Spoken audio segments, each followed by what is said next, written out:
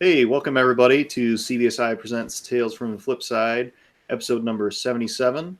For all your comic book needs, visit us on comicbookinvest.com, cbsiswag.com, Instagram, anywhere that you would like to consume content. We are probably there in some form or fashion. Got a couple guys with me tonight, waiting on maybe one or two more of our ragtag team to come along. So, whoever we got here, boys, introduce yourselves. I'm Brian, and I'm getting tired of this San Diego Comic-Con stuff, so let's hurry up and get it over with. Craziness. Got John Z here. I'm just waiting for San Diego to be over so that maybe my book's sitting at CGC. Everybody gets back to work and finishes those up. Got the in-grading announcement last week, and they've just sat, so I'm sure it's SDC-related pause. Trust in the interns? Yeah, trust in the interns. Gotta love that. We should have a pretty good show for you. I know Stein is logging on here momentarily, and Matt DeVoe, a blast from the past, is going to come on and talk some SDCC in a little bit. So I guess we can start off with some pickups, show off some stuff, and we'll.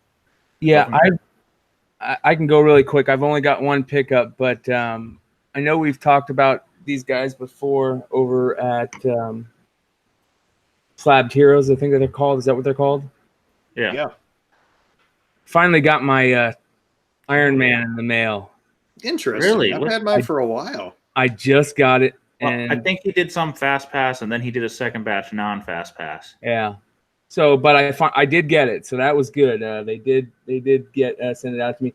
The only thing that I don't like is, and this isn't their fault, it's my first CGC book with a really bad Newton ring. I don't know if you guys can. Yeah, it's not usually as bad on a white as it is on a black cover. Yeah, I mean it is. It's huge. It's probably like bad. that. Yeah. So I think if you go to the side where there's a gap and blow really hard, it might loosen it up a little bit. But yeah, so throw a hair dryer on it for a while. Yeah, Iron Man number 8. Iron Man number 8, the famous whiskey glass cover. So it didn't get as hot as we all hoped it would, but it's still a sweet cover. So. Oh, it is. It amazes me that it didn't pick up any heat. Yeah.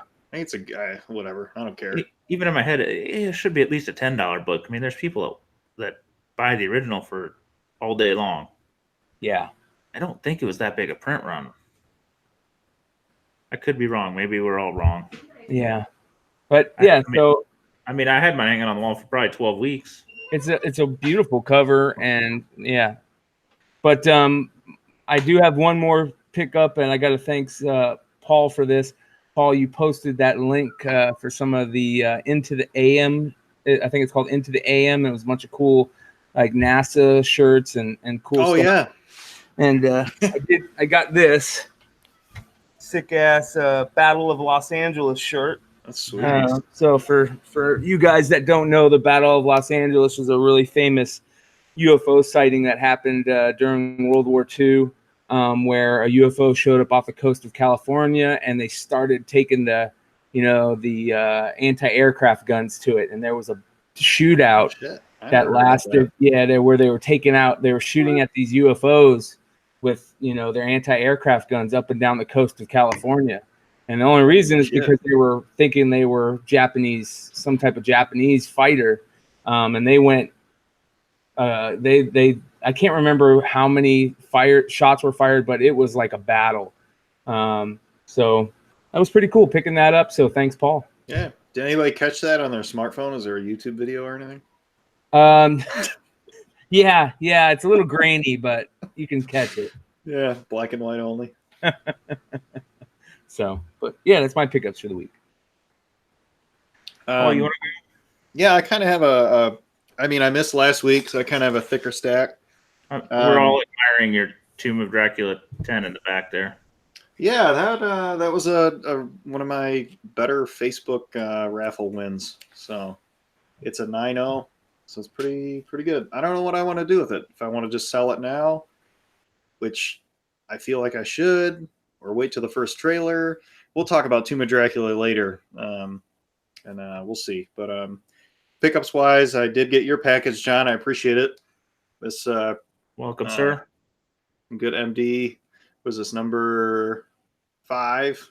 What year is that? Do you know? No, it's an old EC Comics. They did a lot of, they had pirate books, they had medical books, they had crime books. I mean, they were doing everything back then. Yeah, it was It's a pretty great cool. red cover, though. Yeah, I like it. So I'm not a surgeon, but I'm pretty heavily involved in the medical field. So that was a cool cover. I was looking at a reprint, and John was like, "Hey, I have that cover. I'll send it to you." So I appreciate that, man. In no particular order, I got from Russia the Tales of TMNT number 71, and this was so the original series stopped at 70, and then some people contracted Jim Lawson to do one more issue. So it's kind of like fan fiction. Oh, But, that's it's cool. only in Russia? well, it's the book is in English, but I don't know where it was printed. It was released in Russia, is what you're saying, though? Yeah, so That is cool. Ever released in the U.S.?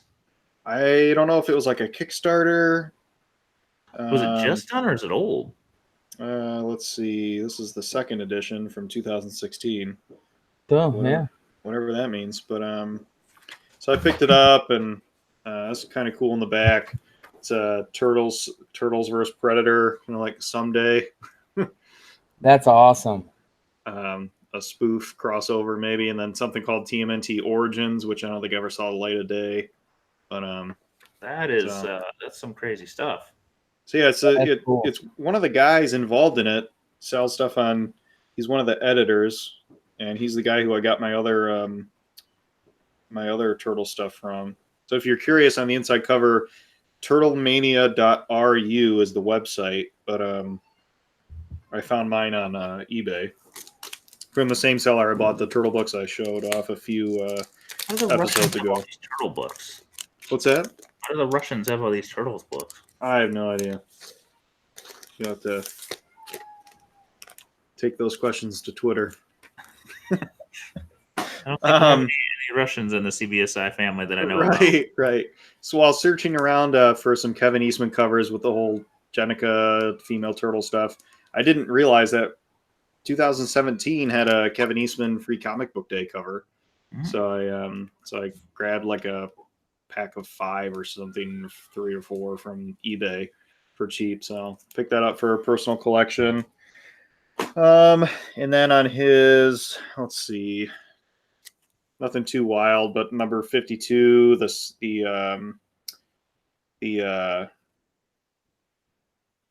gosh, is it the second Jenica? I don't know. Don't quiz myself live on air, but there's the RI cover. So pick that up for 52. Second appearance in person. Yeah, second in person, I think. Whatever. And then that's not worth showing. So on his website, Kevin Eastman Studios, I picked up the number 95 Montreal Comic-Con exclusive. That's kind of a cool cover. Grab that one. I signed up to be a member of his site. So I picked that up along with the number 95 Virgin cover. So that was pretty cool to that's a nice cover. Add to my books, and I'll show you guys the back real quick. Is that the one that everybody was freaking out about? No, that was the SDCC variant, and then the back is the back cover. So it's pretty cool. Where'd you pick that one up? It was a like a members exclusive to his website, if I remember right. So I signed up for his website and snagged it. And then just 2 more. F5. What's that? Got a slab. Yeah, a couple slabs. So I a while ago I picked up or John Brown helped me get a Turtle Mania special number 1, and then Sean pressed it. So it stayed in the country, but it went for a couple hands. So it was John Brown to me to Sean, and then F5 to Dan for a signing. Right. So F5 helped submit this for me, and it came back a 9.0. So it's white pages, pretty cool. Nice. Just a PC book. Tough book to find. Yeah. So shout out to John Brown.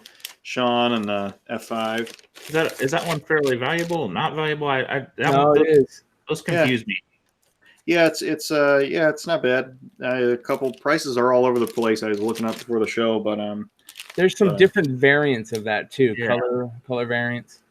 Yeah, That's the where I gold. think There's a gold one that's just insane. Like 10 or something exist. And then Doc Joe sent me a picture of the IDW series #1, and he's like, "Hey, do you have this book?" He was like, "I don't know. I'll have to let you know." So I looked through my stuff, and I have it. But he's like, "Oh, mine's a 9.8," and I was like, "Oh, tell me more. Like, I'd like to purchase it from you." And so next thing I know, he's like, "No, I'll just send it to you for free." So he gave me this 9.8. Ah, man, the reflection. Hold on. Totally killed the moment. 9.8 RI cover. Wow. That way. So freaking ridiculous. Shout out to Doc Joe. I owe him. Way to show me up, Doc Joe. Right. Yeah, I'm getting all the free comics. It's I finally sent him paying a off. ratty book. You sent him a 9.8. 77 episodes, and it's finally paying off. So shout out to all you guys. I appreciate it. That's really cool. I'm gonna use one of our one of the comic mounts and put the MD book up and put that turtle one up too. It's So a nice cover on that turtle book, though. yeah, definitely. I like it. It's Eastman art, which I don't know. I'm kind of Eastman art's growing on me, but He's you know, he's the OG, you know.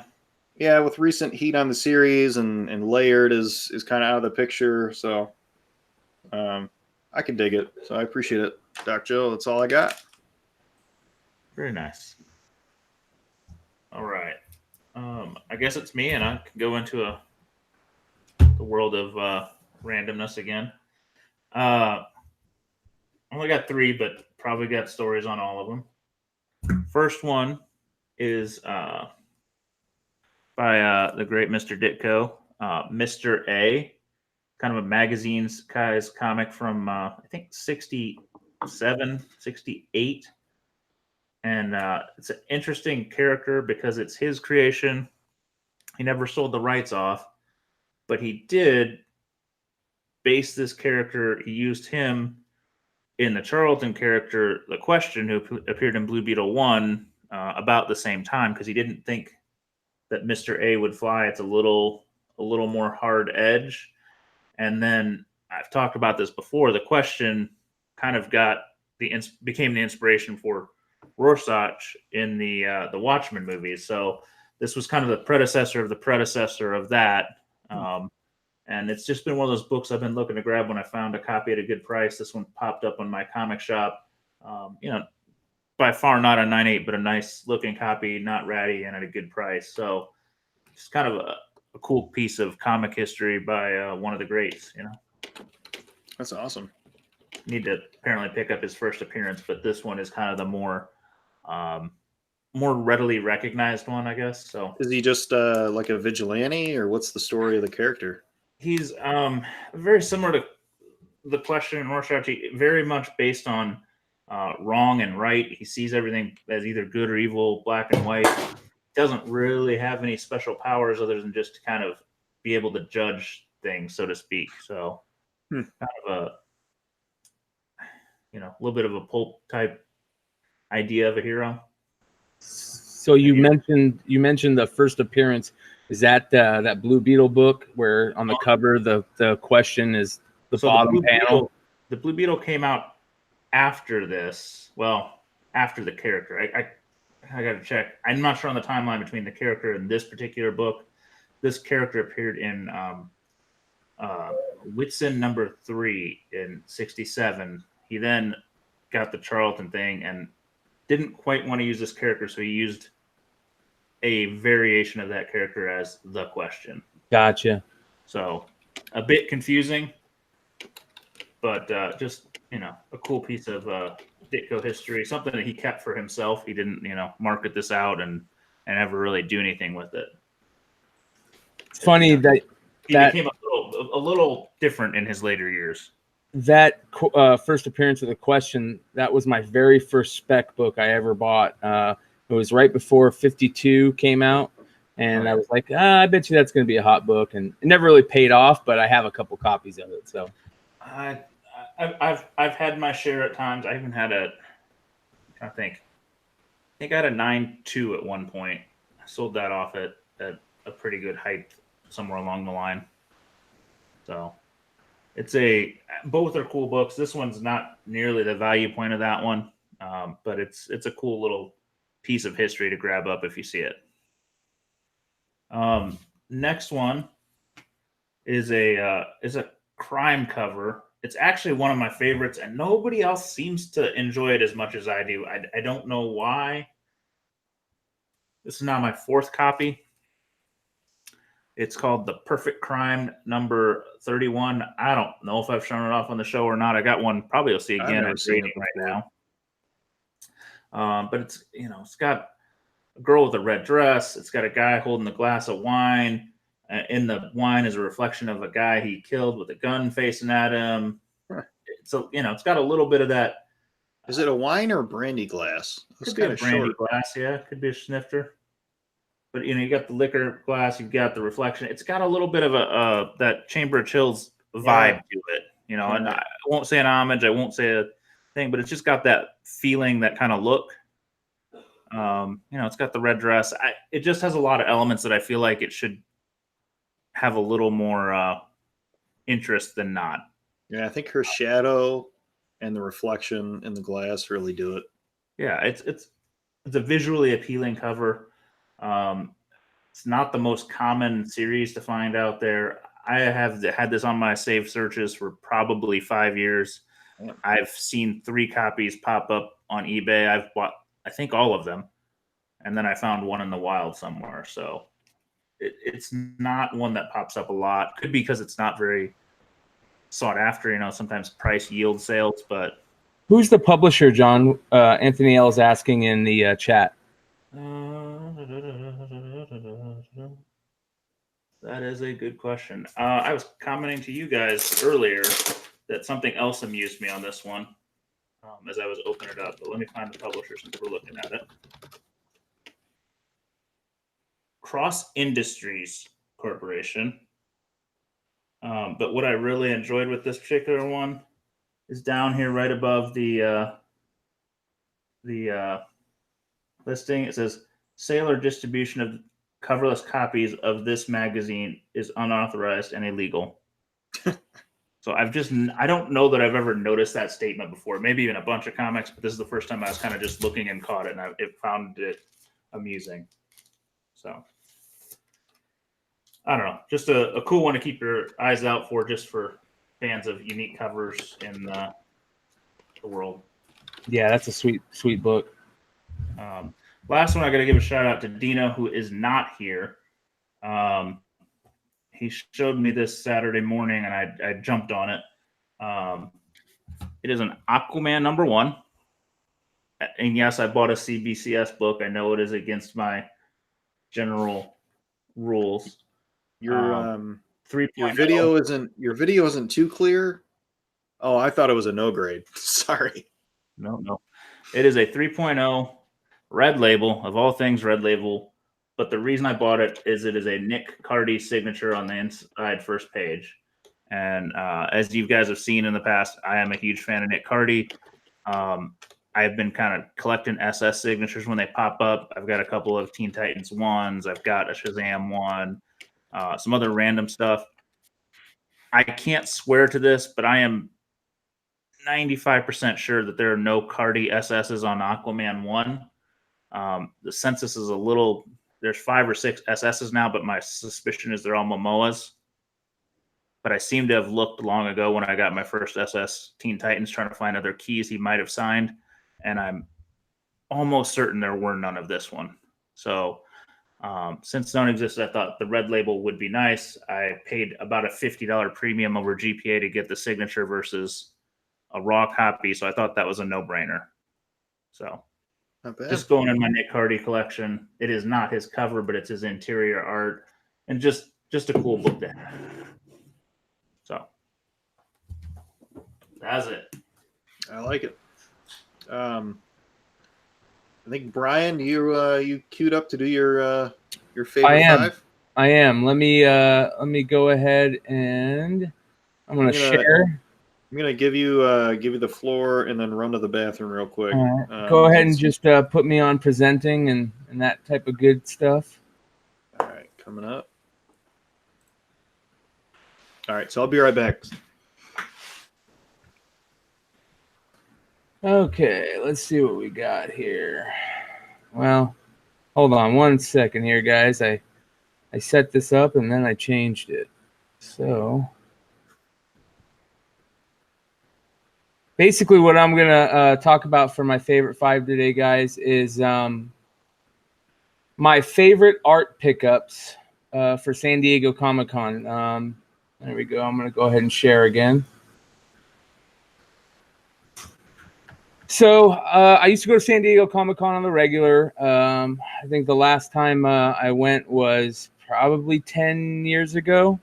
And one of my favorite things that I would do was going and getting some of it was quote unquote exclusive.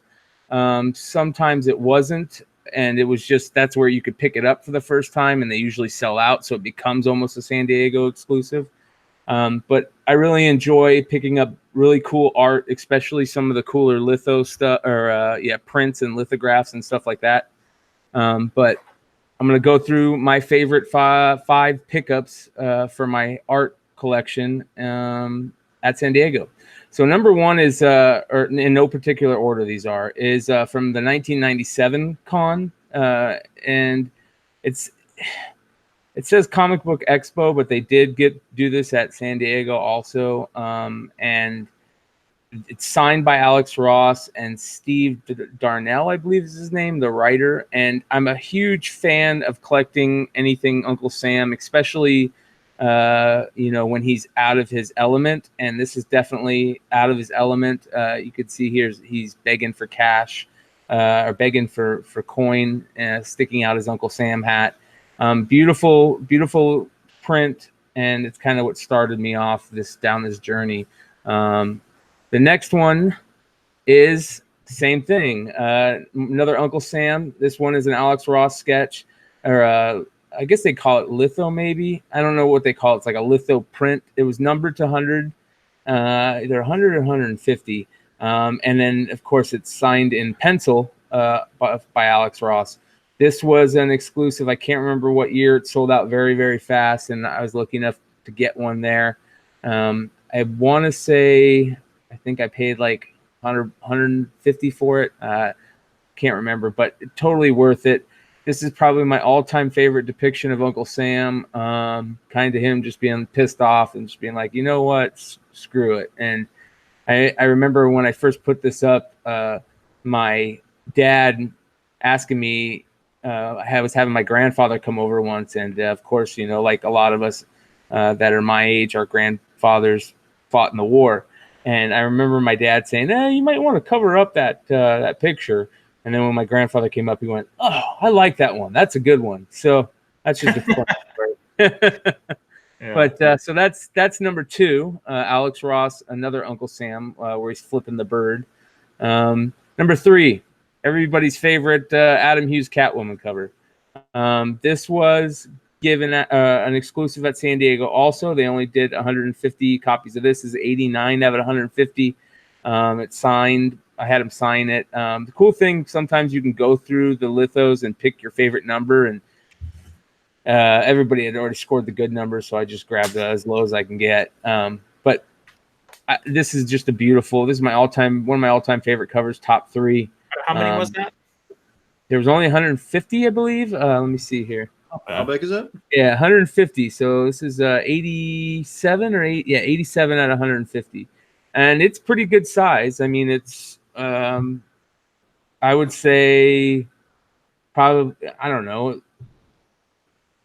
maybe 2 feet by a foot wide, 2 feet long by a foot wide. So Like a 17 by 11, probably. Yep, there you go. Nice. That's it.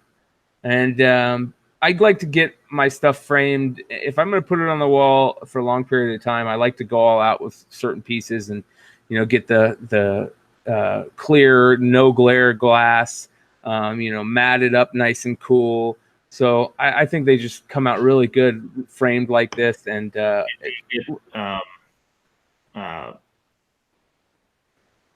sun protection on that? What's that? You got sun protection? Or Yeah. UV Oh, yeah. protection? Yeah. So I do the museum quality on all my stuff, and it is UV rated, but you can't always guarantee that stuff. So it's funny. I blacked out all my windows in my downstairs just because it saves on the AC because it just gets so damn hot, even with sunscreens in Arizona. So that room that all these are in, it's a blacked out window. So I'm not too worried about it, but that's also, yeah. So, so that's number 3, the Catwoman number 51 print. This actually came out before the book came out, if I remember correctly, because that's one of the first things that I wanted to get there because I wasn't sure that the book was going to be there. I came back late, so are these all ones that you bought in person or mail Yeah. away or mix? Yep, bought all these in person. Yep. Awesome. Either I'm about 99% sure that they're all San Diego. So I've been to a couple other cons outside, of the state, but not very many. More San Diegos than any other, than the amount of cons I've been to other than that. So, all right, here's number 4. This is another Alex Ross. This is the famous Alex Ross Joker and Harley dance print. And this was the San Diego. I got this at San Diego one year also. It's signed by Alex Ross. It is numbered to I believe it's numbered to 150 or 100 also. I just had them cover that up. Again, that framing just makes the picture look, it's very hard to make that picture look better or that print look better. And the framing on that is just beautiful. So I was really excited the way that came out. I don't know what you would frame to make that pop more. Yeah. Yeah, that's perfect. So if you did anything else, it would take away from it. Like if you had a red frame or anything, it would take. Yeah, the red borders. Spot on. And I love double matting. I think that I even triple mat some stuff because matting can just make a framed picture look so much better.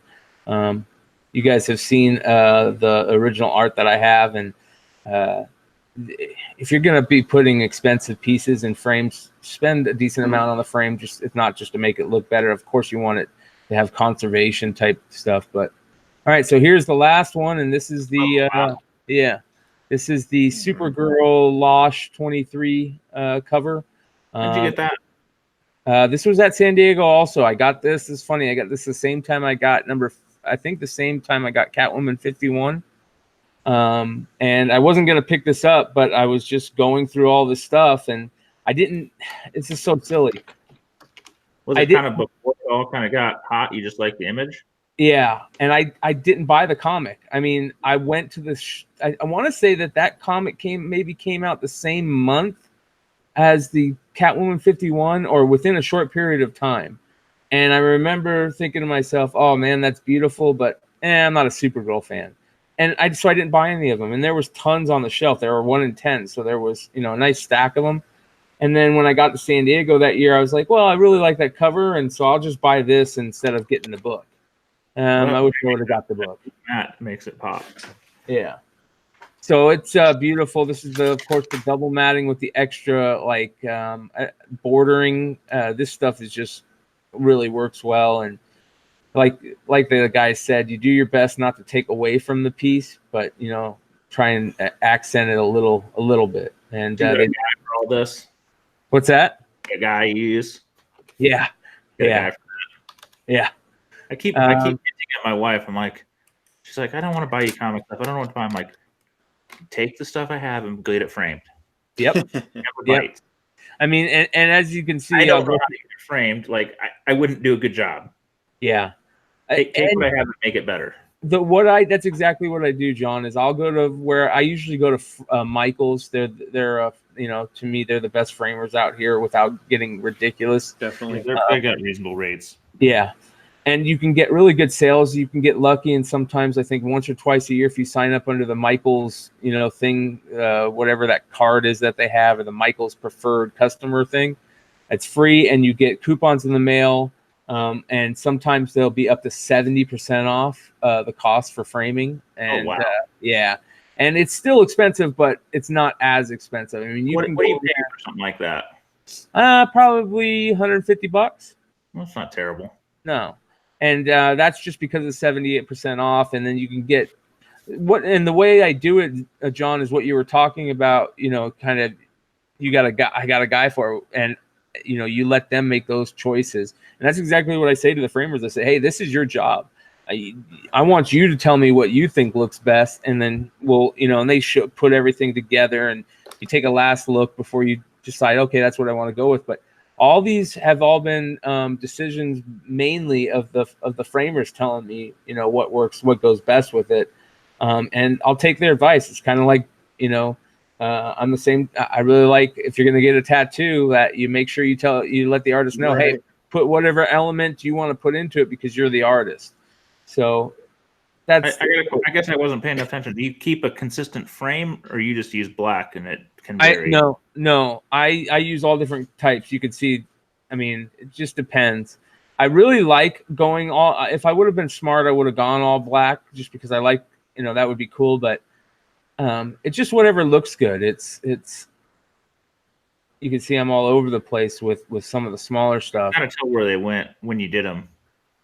What's that? Like that Catwoman and the Uncle Sam must have been done similar times. They had similar frames, similar looks. Yeah, they've all been done at so these all got done at the same time. The Alex Ross got done at the same time as the Catwoman, and at the same time as the other, not this one, but this one. So I got all three of those done at the same time. Those are probably the first prints that I ever got framed, and because it was so long ago, one of the first San Diego's that I really remember, getting a lot of stuff was this time. And so I probably just took it all to the framers at once. But you're right. So what is it if you didn't have any coupon at all? Like $250? Oh yeah, guaranteed. It'd be like $300. $400. Yeah, because it's all it's not the frame itself, it's the UV coating, or the conservatorship museum quality, the glass. I go non-glare glass, and that makes such a difference. You might not think it does, but you can see there's glass on there, and only reason you can see the glare is because of the light on the flash. Yeah. But otherwise you can't see glare. It looks like there's nothing there. Awesome. So that's a beautiful one. Yeah, they're all awesome, man. Yeah. So that's my favorite 5 art pieces that I've picked up at San Diego. So. Man, you might inspire me. I'm gonna have to just watch the coupon and tell my wife that's it. I'm just spending some money. This is me. Fuck off. Yeah, just a couple cool pieces. Edit that out, Paul, just in case. What's that? Edit that out just in case. Nope, that's going to be our clip. Right. Yeah, exactly. One. We're going to talk about some of the movie news and some of the spec news, but staying out of the exclusives because our man on the scene is running a little late. But one of the more fun things that seemed to come out of the announcements was the DC Crisis crossover that they're going to do on the CW. I don't know how I feel about that. I don't know if I'm excited or I feel like they're shortchanging us. You know what I mean? Like, I want to see. Well, go ahead and tell everybody what. So the news that I've seen flashing around is that they're having at least, I think I've seen 3 Supermans that are going to appear. They've got the Superman from Supergirl is definitely going to be involved, who's already been in the series. And now they revealed that Brandon Roth from Superman Returns, who's also the Atom in Legends of Tomorrow and some of the other shows, is going to do a Superman role. He's going to do Kingdom Come Superman, right? Yep. And then that's the reason why I'm angry. Like, why? we need to get Kingdom Come in its own thing. I don't want just a little bit of it. I think they're just picking famous versions, Okay. They're not doing the Kingdom Come storyline. They're doing Crisis. So they just need some recognizable versions that are going to be different. I read today, and I can't confirm it. It seems a little less clear, is that Tom Welling from Smallville is supposedly going to return in some fashion. Not 100% sure if he's confirmed as a Superman, but that'll be fun. Yeah, it will be fun. Linda Carter is confirmed to do something. The original Wonder Woman. Burt Ward, the original Robin from the Batman 66. Wow. I think they'll make it fun. Names. They'll make it fun. I'm looking at I'm looking at some Kingdom Come CGCs on eBay right now. I would love them to get Dean Cain to suit up. Shit, that'd be Yeah. cool. Heartless just put that, or I mean, Blue Green just put that in the chat right as you said it. I mean, he would be. I mean, whatever. Have him be another version. That would be fun, right? Yeah. If you're gonna do it, let's get them all. That'd be fun. Well, you know, Blue Green also brought up the Christopher Reeves. He said hologram Christopher Reeves, but does Christopher Reeves have any children? Did he have any kids? Children? I don't know that answer. But I mean, Reeves was in. Oh no, he was in Smallville, not in the CTV, not in the Arrowverse. He did some appearance on Smallville long ago. Did Yeah. he really? Man, Yeah. I watched that whole series. I don't remember his appearance. Like, you're not going to get Cavill, but I mean, Dean Cain would do it. He did. Was he in which series was he in? Supergirl? Was he the original parent? For a while? Yes. So he's not impossible. Like, if you're gonna do it, let's go. Let's get Lex in from Smallville. Let's get all these.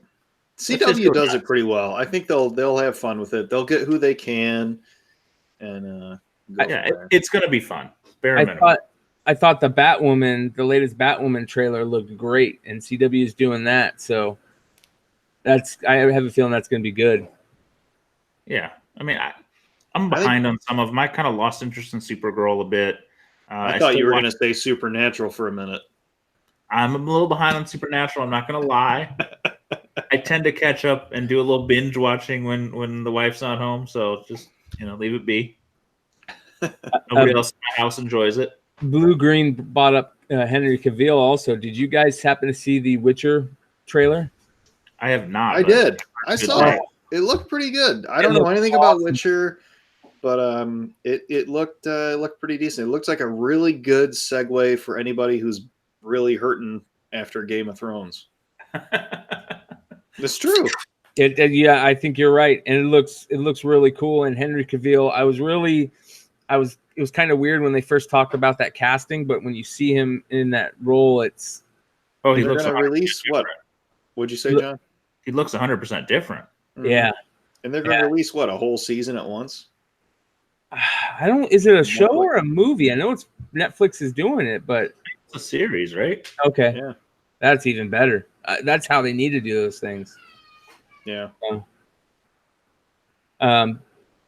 Of course, the Maverick one was really good, and what was the other one? The Jalen Silent Bob reboot was pretty funny. Who was doing some of that stuff? There were some pretty interesting cameos. Did I see Supergirl's going to play somebody in that? Yeah, she's in it. Gal Gadot. Man, one of them, something really weird, or she's a villain. Yeah, not Gal Gadot, the young girl. Yeah. And who was the other person? Is like, you got them? I don't know. Which Supergirl is going to be in it? Is it the Supergirl from TV? Helen Slater? No, the Supergirl from the show. From Smallville? Really? Oh no. Yeah. There's that part where they show her. Yeah. Melissa Benoist. Yeah, her and somebody else. It was like Laura Vandervoot is the one from Smallville. Yeah, Kevin Smith is pulling in some favors. It looks like. I just love how him and Ben Affleck are buddies again. Yeah, why not, right? Yeah, that was so ridiculous that they weren't talking to each other, and that was my favorite part is when they showed Affleck, because I was like, oh, that means at least they buried the hatchet. What was it? They showed him when? In the preview, they show Affleck. He's playing his role from Chasing Amy, I believe. Oh, okay. And either that or Mallrats. I just want to see. I've always been wanting Affleck to come back in the fold, because I want to see if they could pull off a Dogma sequel. That's my favorite Kevin Smith movie, and I thought that was, up until that point, that was probably those two guys my favorite roles of there, other than Good Will Hunting. So I remember it was probably 10 years ago, and my uncle, who is not young, he's standard uncle age for me, was in his 50s, was like, you gotta watch this movie, and he shows me Dogma, and I'm like, this is the most bizarre thing ever. Well, Mel is asking about what was their beef with Affleck and Kevin Smith, and from what I hear, Kevin Smith and Affleck, Kevin Smith's humor. Kevin Smith was hanging out, went to a big dinner with Affleck and Jennifer Garner. and Smith made a couple funny jokes, and Jennifer Garner didn't think they were funny, and basically he pissed her off, and so she told Ben Affleck that she doesn't want Kevin Smith to be hanging around anymore.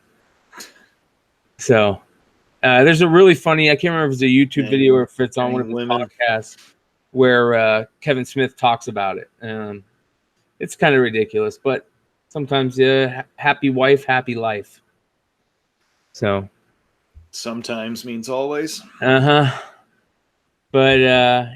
yeah, so there's a lot of good previews that came out of there. What did you guys? Let's hit really quick about the Phase 4 stuff. What did you guys think? I don't know. It didn't really like light a fire under my ass. Like, I'm not excited. I'm not really a big in the movie theater watcher for movies. So I'm just, I guess, maybe waiting for a trailer. Like, okay, cool, that's what's coming. And then I'll just take a look again when a trailer comes. I was really surprised that there was no Black Panther stuff. But someone told me that the Phase 4 is just 2020. Is that right? Well, I hope that's the case. It's 20 to 22, basically. Yeah, we needed a Black Panther. Like, there was that rumor that showed the Black Panther Moon Knight one, and that really just got me stoked because I saw Black Panther and Moon Knight in the same movie, and that would have been cool. And we don't get Namor or Fantastic Four either. Well, it's like they took everything they were building in Phase 3 and just kind of halted it. Like, we're going to shoot this mini phase in here. Like, mini phase. There's no Black Panther. There's, some of the stuff they say is announced, but it's not. They said, they mentioned X-Men, Fantastic Four, but they just said there's stuff happening. The only two surprises were the Blade and Thor, which wasn't the idea that there was a Thor movie wasn't surprising. The concept was surprising. I was totally blindsided by Lady Thor. It didn't really catch me as something that would be turned into a movie. Yeah, it's not very good. And I don't feel like they have a contract signed with her. It just feels like, I don't know, who knows? I trust the director. He's done some good stuff. It just, I don't know. It's not what I expected. And maybe that's a good thing. Maybe it's bad. Who knows? Kent L in the chat said that he was there for the announcements. That's pretty cool. And then he basically made a mention that Blade is not Phase 4. Was he part of Phase 5? Or? I think it's just a future, right? Yeah, like they kind of, and I think, what was the other one? Thor, was that Phase 4 or is it right at the tail end? It was just a lot of these, we all knew Doctor Strange 2 was coming. Captain Marvel's not even Captain Marvel 2 is not even Phase 4. So it's a really... I'm just interested. I'm interested to see how they do Thor and try and make it financially feasible or worthwhile for the box office. But then the other thing that in some of our group chats I saw read rather, and correct me if I'm wrong, is that Natalie Portman has said that, or in the past, she tried to distance herself from the Thor movies because they were either beneath her or she thought comic movies weren't going to be successful. So it's kind of like, oh, well, I'm back now because turns out it's popular after all. Maybe I'm wrong, but she did have some kind of negative press about it. Something like that. Yeah, until they shoot that money in front of her. Hey, Stein. Hey, what's up? Yeah, I thought it was because I thought she hated it because it was she didn't like the way they got rid of the director, female director, or something like that. Maybe they'll just use her as maybe she'll just pick up the hammer for a little bit, like Captain. Who knows? Oh, that movie sounds like a train wreck. Yeah. I don't know. I'm interested in seeing the Doctor Strange just because it bringing in the multiverse type thing. So I mean, heck, they could jump, anything in there. They could jump in Miles Morales or whoever they want to in that. Well, I would sell all your Lady Thor. That's my somewhat solid, because it's coming from me, Paul, advice. I really like the what if stuff. The interesting thing is most of it is Disney now too. Yeah. Yep. I mean, the shows sound pretty exciting actually. But movie-wise, we got Thor, we got Doctor Strange, we got Shang-Chi and the Eternals, which I don't know that I'm excited, not excited. To me, they're Guardians of the Galaxy of 10 years ago. We don't know what to expect. Eternals to me it's never been a story that I'm just like, wow, I want to be involved in it. They could change it. They could do something great with it. Shang-Chi is, could be something cool and down to earth, but it just isn't. There's no blockbusters. It's a lot of Disney Plus stuff on here that we all knew was coming. Yeah. I'm just glad I finally get to see The Watcher and done in a good way. Even though it's animated, I'm looking forward to that. And it's cool that all those guys are going to be doing the voices too. I mean, we all knew Hawkeye was coming. You've got that OA, right, Brian? Yeah. Yep. I don't know. It just felt like there was not as much announcement as we all wanted. We wanted to see some big fireworks, and I feel like they're taking 3 years off. Yeah. That's probably a good idea to give those guys a rest. If they've, those actors, if they've, been going balls to the wall in those movies the last 10 years. I think I don't know. They're trying to get two audiences. The new audience who wasn't around or interested when Iron Man 1 came out, and then the old audience who was. So they're trying to have their cake and eat it too, to the best of their ability. So yeah, see what happens. I think it's kind of like saying, oh, Heath Ledger is going to be the next Joker. You have to wait for the trailer is the next step that's going to judge what happens and all that good stuff. So anything else that you guys really popped out at, news wise from San Diego? Well, I still on this MCU thing. I thought they would throw us one kind of bone of one of these big kind of tent poles, Yeah. We've been talking Fantastic Four. We knew that was a little far out. There's been, Moon Knight's always talked about. There's all these characters that have been like, we're going to do something with them. We're going to do something with them. And I just don't feel like we got any of it. Yeah. It's just like, get real excited for the next phase. I tell you what, that rumored picture that showed this, same type logos and stuff, I was so excited for that. That would have been so cool if that would have been it. You would have had Fantastic Four, Namor, Moon Knight, Black Panther. There was another Guardians team up. There was just a bunch of cool stuff in that one that made this a total letdown. We're not even getting Captain Marvel 2. You know what I mean? That and Black Panther 2 amaze me. Like, how's that possible? You're not capitalizing. Yeah, big money that they're leaving on the table. Yeah, those are billion-dollar movies. I mean, they have to have a plan.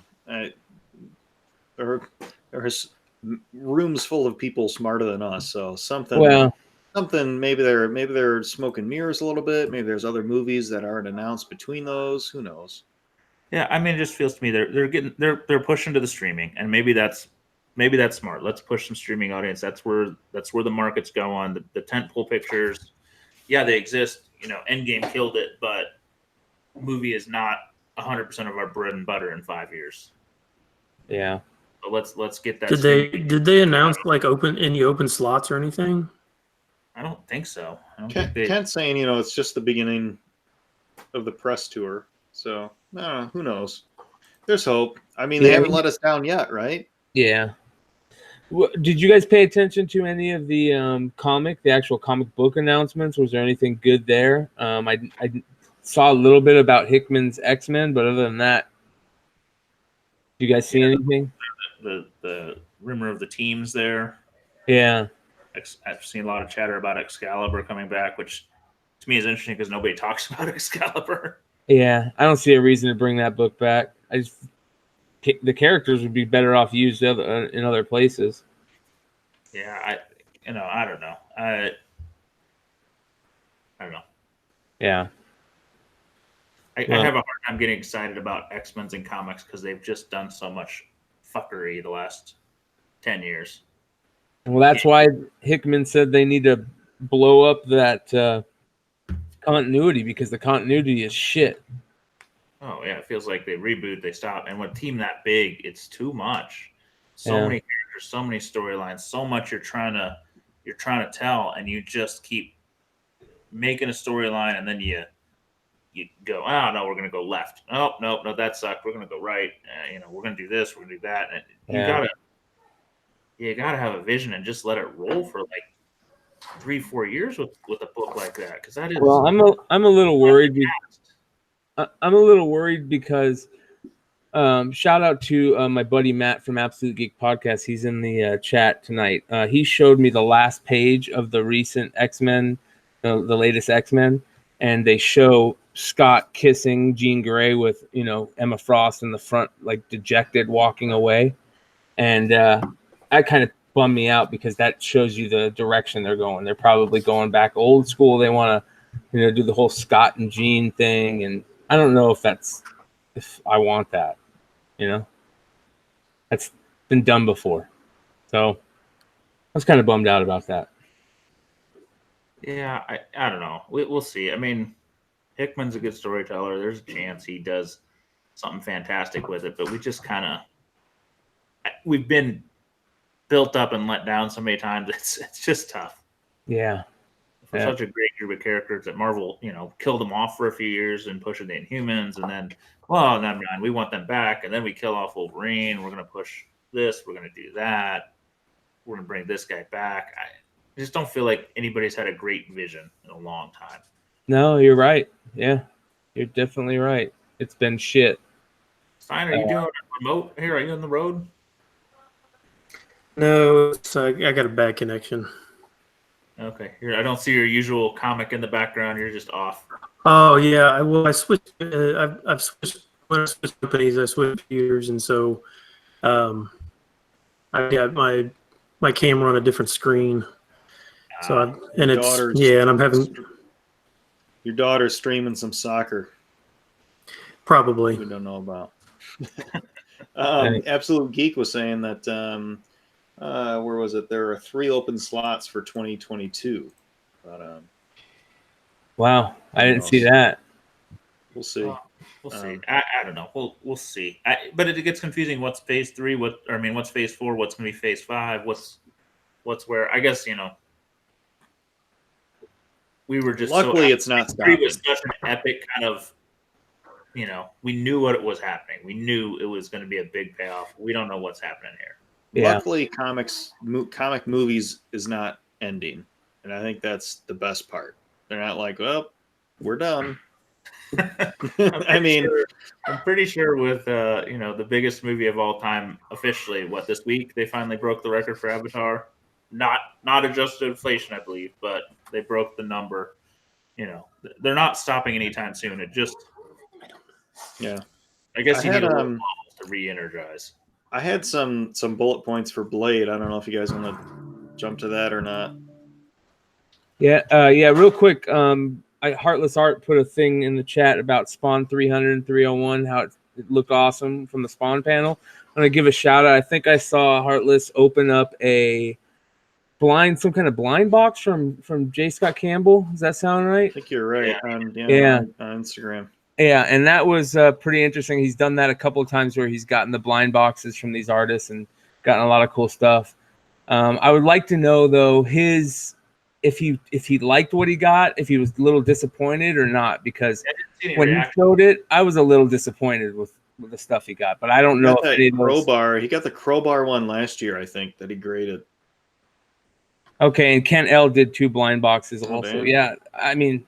The one that Heartless had it seemed real underwhelming. I don't know. Okay, so he got 2 also. Those are cool. I mean, those artist blind box things are really cool. So I'm glad that they're doing that. I'd like to get people get more original art. Do they ever have original pages in there or anything like that? No, that'd be interesting. That'd be cool if they had Campbell. I was just gonna say, I think Campbell. I think he's done some remarked covers and stuff before that he's inserted randomly. So I guess I didn't hear this till the pre-show that people are speculating Blade is going to be PG-13, which I think would kill it. Well, hurt it, because Blade was the original R comic movie, right? Yes, with Snipes. Well, I think it's just going to be a different blade if they do that. I can't imagine the MCU going R.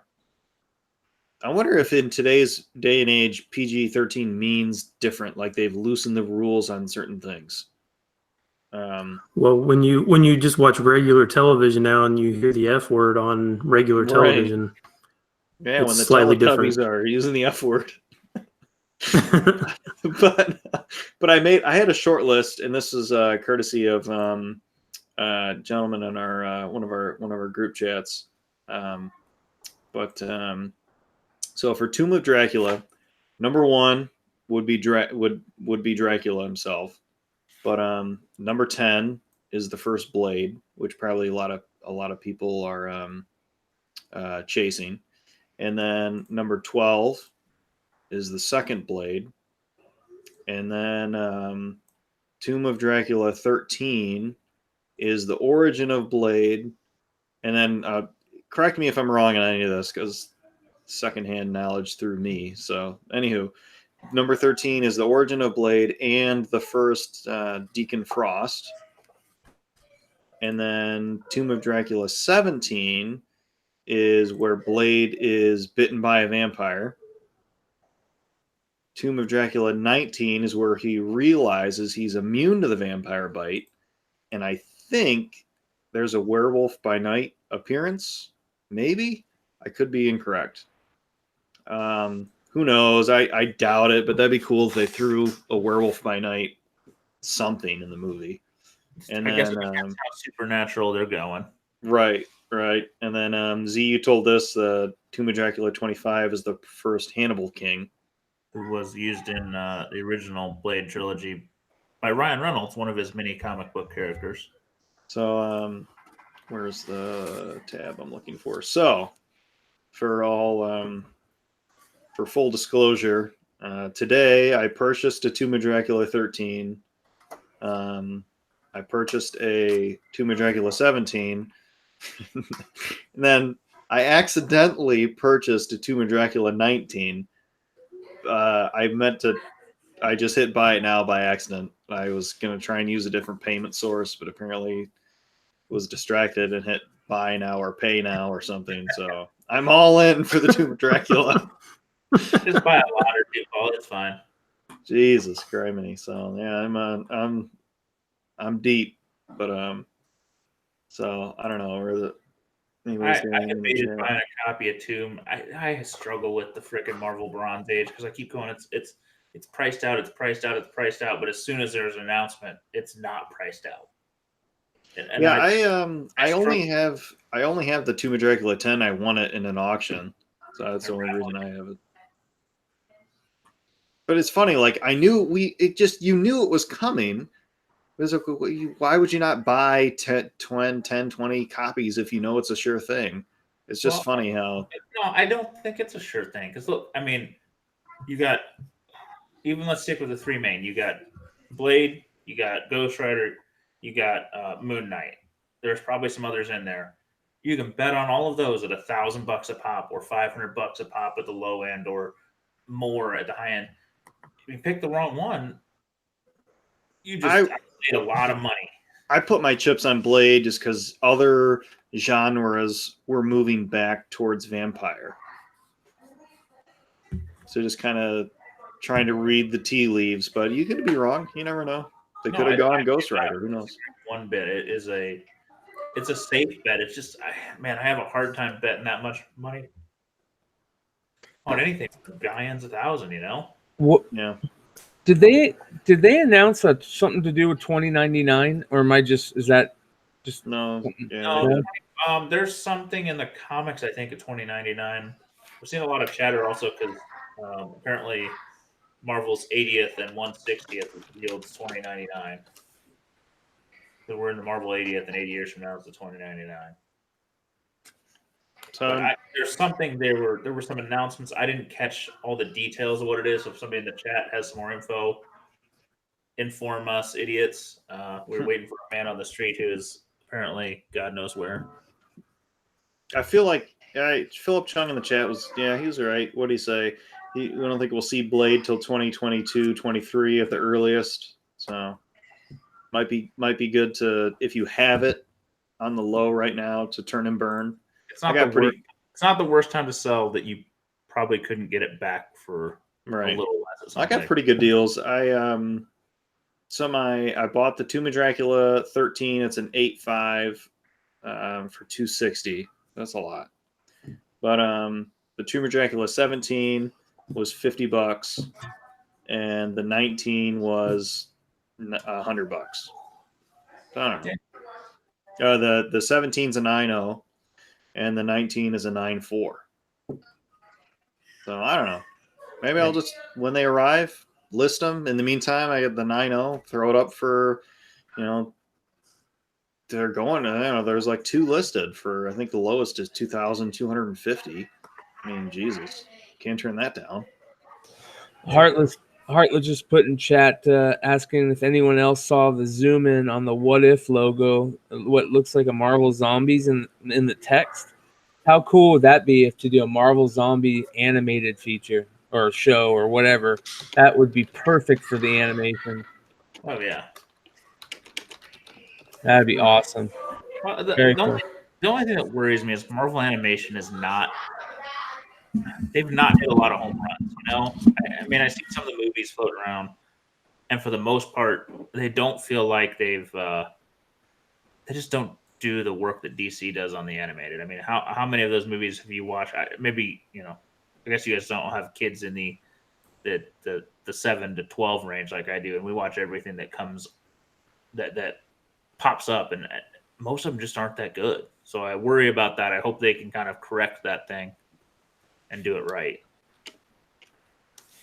Yeah. I mean, the cartoons, like the shows, like, animated weekly shows, they do decent. They've got some quality content. It's just, they just seem to suffer on the animated movies. I don't know why. They're almost not bold enough. Like, if you're into Marvel Zombies, you can't do it PG. Yeah. I don't think so. So you might be right. That might be a issue with the Disney stuff.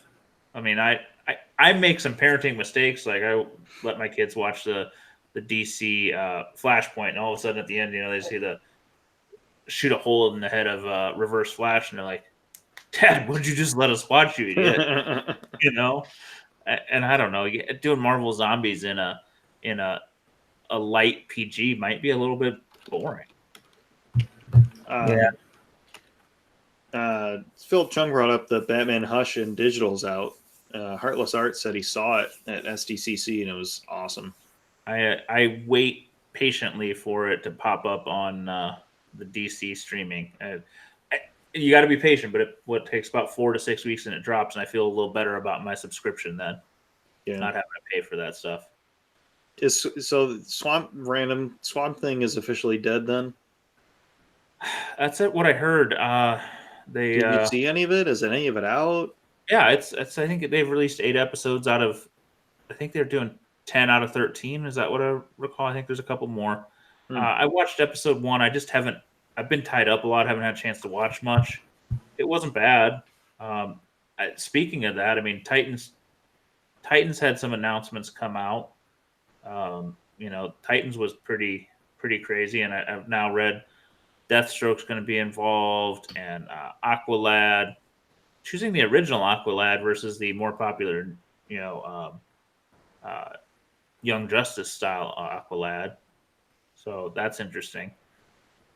They seem to have been pushing the son of Black Manta way more lately, and all of a sudden to do a kind of a left turn on Titans seems interesting to me. But they seem to be getting the whole Deathstroke family in. They get all of that going on. There was one other character that was a bit of a surprise they were going to push off. And then I just saw today that Doom Patrol was picked up by HBO Max. And if anybody's watched the Doom Patrol, I mean, it is not a typical superhero show, but man, it is enjoyable. I'm like, where the hell do I get it? HBO Max is like, man, I don't want to subscribe again. I just got off Game of Thrones. I was out. You're gonna pull me back in? Yeah, I'm the same way. I was done with HBO. I thought, now I got to go back. Yeah, because that first season of Doom Patrol was just unlike anything I've seen in the comic world. I think that everything live action that DC Universe channel was doing was awesome. Even if you're a cheapskate, do like 1 month, you can burn through all the content as far as the shows for most part. Yeah, it's just 3 shows, 1 season each. Well, you got the Young Justice season 3 is rolling again, which I still think is one of the best animated properties of all time. And they threw in all that comic content. I mean, you basically are getting Marvel Now and the DC streaming for the same price as Marvel Now. It's not a bad deal. Yeah. I think I paid $5 a month, and for my kids to be able to read whatever they want to read, and me, and all that. It's not a bad price point. Yeah. I am confused on this Warner streaming total package, what they're going to do, but we'll see what that happens then. So, I did have on here Paul's problem segment. That's not Paul's problem. So Jack DeMeo dubbed it "Follow the Flip," but I feel like this first one's going to be "Follow the Flop." So Amazon Prime Day was recently, and I went heavy. I bought a bunch of the Amazon stuff, so I'm in the hole about $530. But I think I can just return it all if it doesn't work out. what did you do? So I bought a bunch of stuff on Amazon Prime Day. So I got this Amazon Fire TV recast, the 1 terabyte version, for $180, and it normally goes for $280. Then I got an Amazon Echo 2nd generation for $35, and it normally goes for I think $70 or $100, something like that. And then I got the 4K Fire Stick for $25, and normally goes for $50. And then I got the Amazon Echo Show, which is like a video chat thingamabob that came with a Echo Dot and a smart bulb for free for $160. So supposedly that bundle is $50 off the Echo Show price, and then the bulb and the dot were free. So then I got an Echo Dot itself for $30 or $27. That came with a smart plug that goes for $25 by itself. So I got that bundle for $27, and then I got an Echo Input for $15. That's like $10 off, and then a Portal from Facebook, which is their version of this video chat thing, for $80, which was like $95 off. So I think if anything actually sells, which I don't think it will, I think it's going to be a flop. I could make like $290 after eBay fees and stuff like that, maybe. So we'll see. So we'll call it Follow the Flip for now, but pretty sure it's going to be Follow the Flop for this one. Well, if nothing else, you can plug it all into your house, and Amazon can spy on you and know exactly what you need. Oh my God, I don't want any of it. I don't want any of it. God knows, with Paul with an Echo and all that stuff, saying what he might want to buy, just showing up at his door even on the podcast nights. God, the only thing scarier might be if Mel V has it during his Friday drunken podcast. Imagine what he would buy if he's just got to say, Alexa. So it's a 30-day return policy. So I think I have like a reminder in my calendar on day 25. So I have it on eBay and I have it on the Facebook Marketplace. So we'll see. Maybe I can break even. We'll see. But so I wanted to expand the world famous, everyone's worst post on Facebook. If I had $100 to spend on a comic, what would I buy? So I have $100. Is there anything, and we're limited on staff tonight, but if you want to do a live purchase, what would you buy right now up to $100? And then we'll follow the flip. and see what happens with that purchase. Anything? Oh, are we doing a contest? We could. Oh, not a contest, right? Is it a contest? This is a new segment, so I I don't think know. we have to get a couple more guys in, but I would be open to doing a contest. Like we whatever money we make, we buy a big book and we raffle it off. Either Much- that, or you say, hey, Likes to say he won, man. I got voted the winner of the original CBSI contest. either that type of contest, or Paul has $100. What would you tell him? What would you recommend he buys, and then flip it and see if it works out or not. All right, let's do. Whew. God, I like the idea of a podcast challenge, though. Yeah, we should do that. But what is something that is a good book in that range that not a lot of people are talking about? Anybody in the chat come up with anything? Throw out ideas. Or it could be a PSA, sports card, whatever. You there? I definitely. What up? Hey, That's a good thing, Paul. Let me think about that.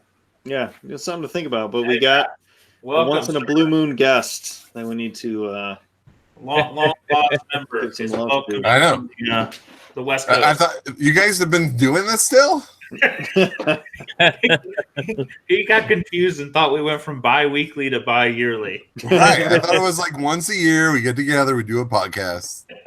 You got video and everything out there in California now. Holy shit! I know. Look, and I'm in my transition office here. It used to be my kids' room, so it's very I like the pink. pink walls. It's very nice. It matches my skin tone, and you can see all the stuff that's buried around me. I turned on this. I haven't even turned on this computer in like 3 months, and it was like a pain. It took me 20 minutes to get it working. Reset, reload, reboot. Well, welcome, sir. Yeah, I know. Wait, Yeah, what's up, guys? how are you? It feels like home. So we've been pumping that you did a little visit to the SDCC, or I did, yeah. It was. I usually do like one day. I usually go Thursday because the rest of the weekend's pretty crazy. But this was the first time I did Thursday, Friday, and Saturday. oh my god, you did 3 days. You were a glutton for I did. punishment. And it was like what did you cosplay as? myself. Actually, I think I wore this shirt, so I'm still in costume. Yeah, it was good. It was mostly for work. Like it was Sure. both for cover price. Honestly, I wish I could have digged more. I digged, I think, total of 2 hours, maybe. I don't know if SDCC is where you go dig. There's You know, probably some great stuff there. It's kind of the same people. Like, I love WonderCon, and a lot of the same people that are at WonderCon are usually here, just because they're all relatively local. I did find one good book that while I was digging in that short amount of time. What'd you get? That was the only good find was the Art Germ A1 for 50 cents. Not bad. Outstanding. Yeah. And it was like right there in the front of the box. It was hardly a dig. It was pretty much a bend and pick up. Did you get it? Did you get it from your favorite seller or from somebody new? No, there's a guy that's always at every show. I've seen him at like Silicon Valley and WonderCon and here. But he knew about CBSI. He check it every day. That's what I kind of see what's hot before he like starts the show. Oh, I mean, everybody does. I mean, there's some. I was telling the guys I was trying to buy a book, and the guy just like, oh no, I'm not gonna do that. I'm a great. Everybody's watching now. It is so hard to find a dealer or a shop or somebody that's not watching. If not our group, some group. I remember when CBSI first started, and I kind of like kept it in my pocket for a good year maybe before I even told anybody about it. Just because it was like that little ace in the hole. And Right. I remember going into shops and just being like, God, I hope they never find out this information. But it just got too big. Well, I think the death of Google Plus forced us to these other platforms, and now it's like any Tom, Dick, and Harry can watch on Facebook, and it's just a different thing. Yeah, Facebook is more of a mind dump, I find, though. It's kind of hard. It's usually everyone talking about the same thing instead of like You know, the thing that I liked about G Plus was there was a lot that I learned from it. Like there was books that you just never knew before. Where here on Facebook, I feel like it's always people just talking about the hot book of the week instead of like, hey, here's a book you probably have never seen before. So I kind of missed that. No, I think the only place you're going to get any of that stuff is if you go to the website and read some of those articles with Walker and Topher. You can get some of those things that are like, oh God, what are you talking about? I didn't know about that. Right, and we do it on our newsletters for Cover Price as well. So we try to like do little shout outs of like, you know, to pinpoint some interesting and different sales. I do like your write up every the top, I get it on Instagram. Fun. It takes forever. Gotta hire yourself a minion. I know we need minions. God, I stayed up till I think, like I went from Comic-Con, got home late Saturday night, and then last night during this room transition, I had to finish painting and put some furniture together in one kid's room. Yeah. And then it was like, then I had to do the top, the Cover Price top 10 just to make sure all the sales were in. And that was like till I went to bed at 4 a.m, then woke up at 6. Living the dream, man. I know, right? No wonder you can't do podcasts. You got no time.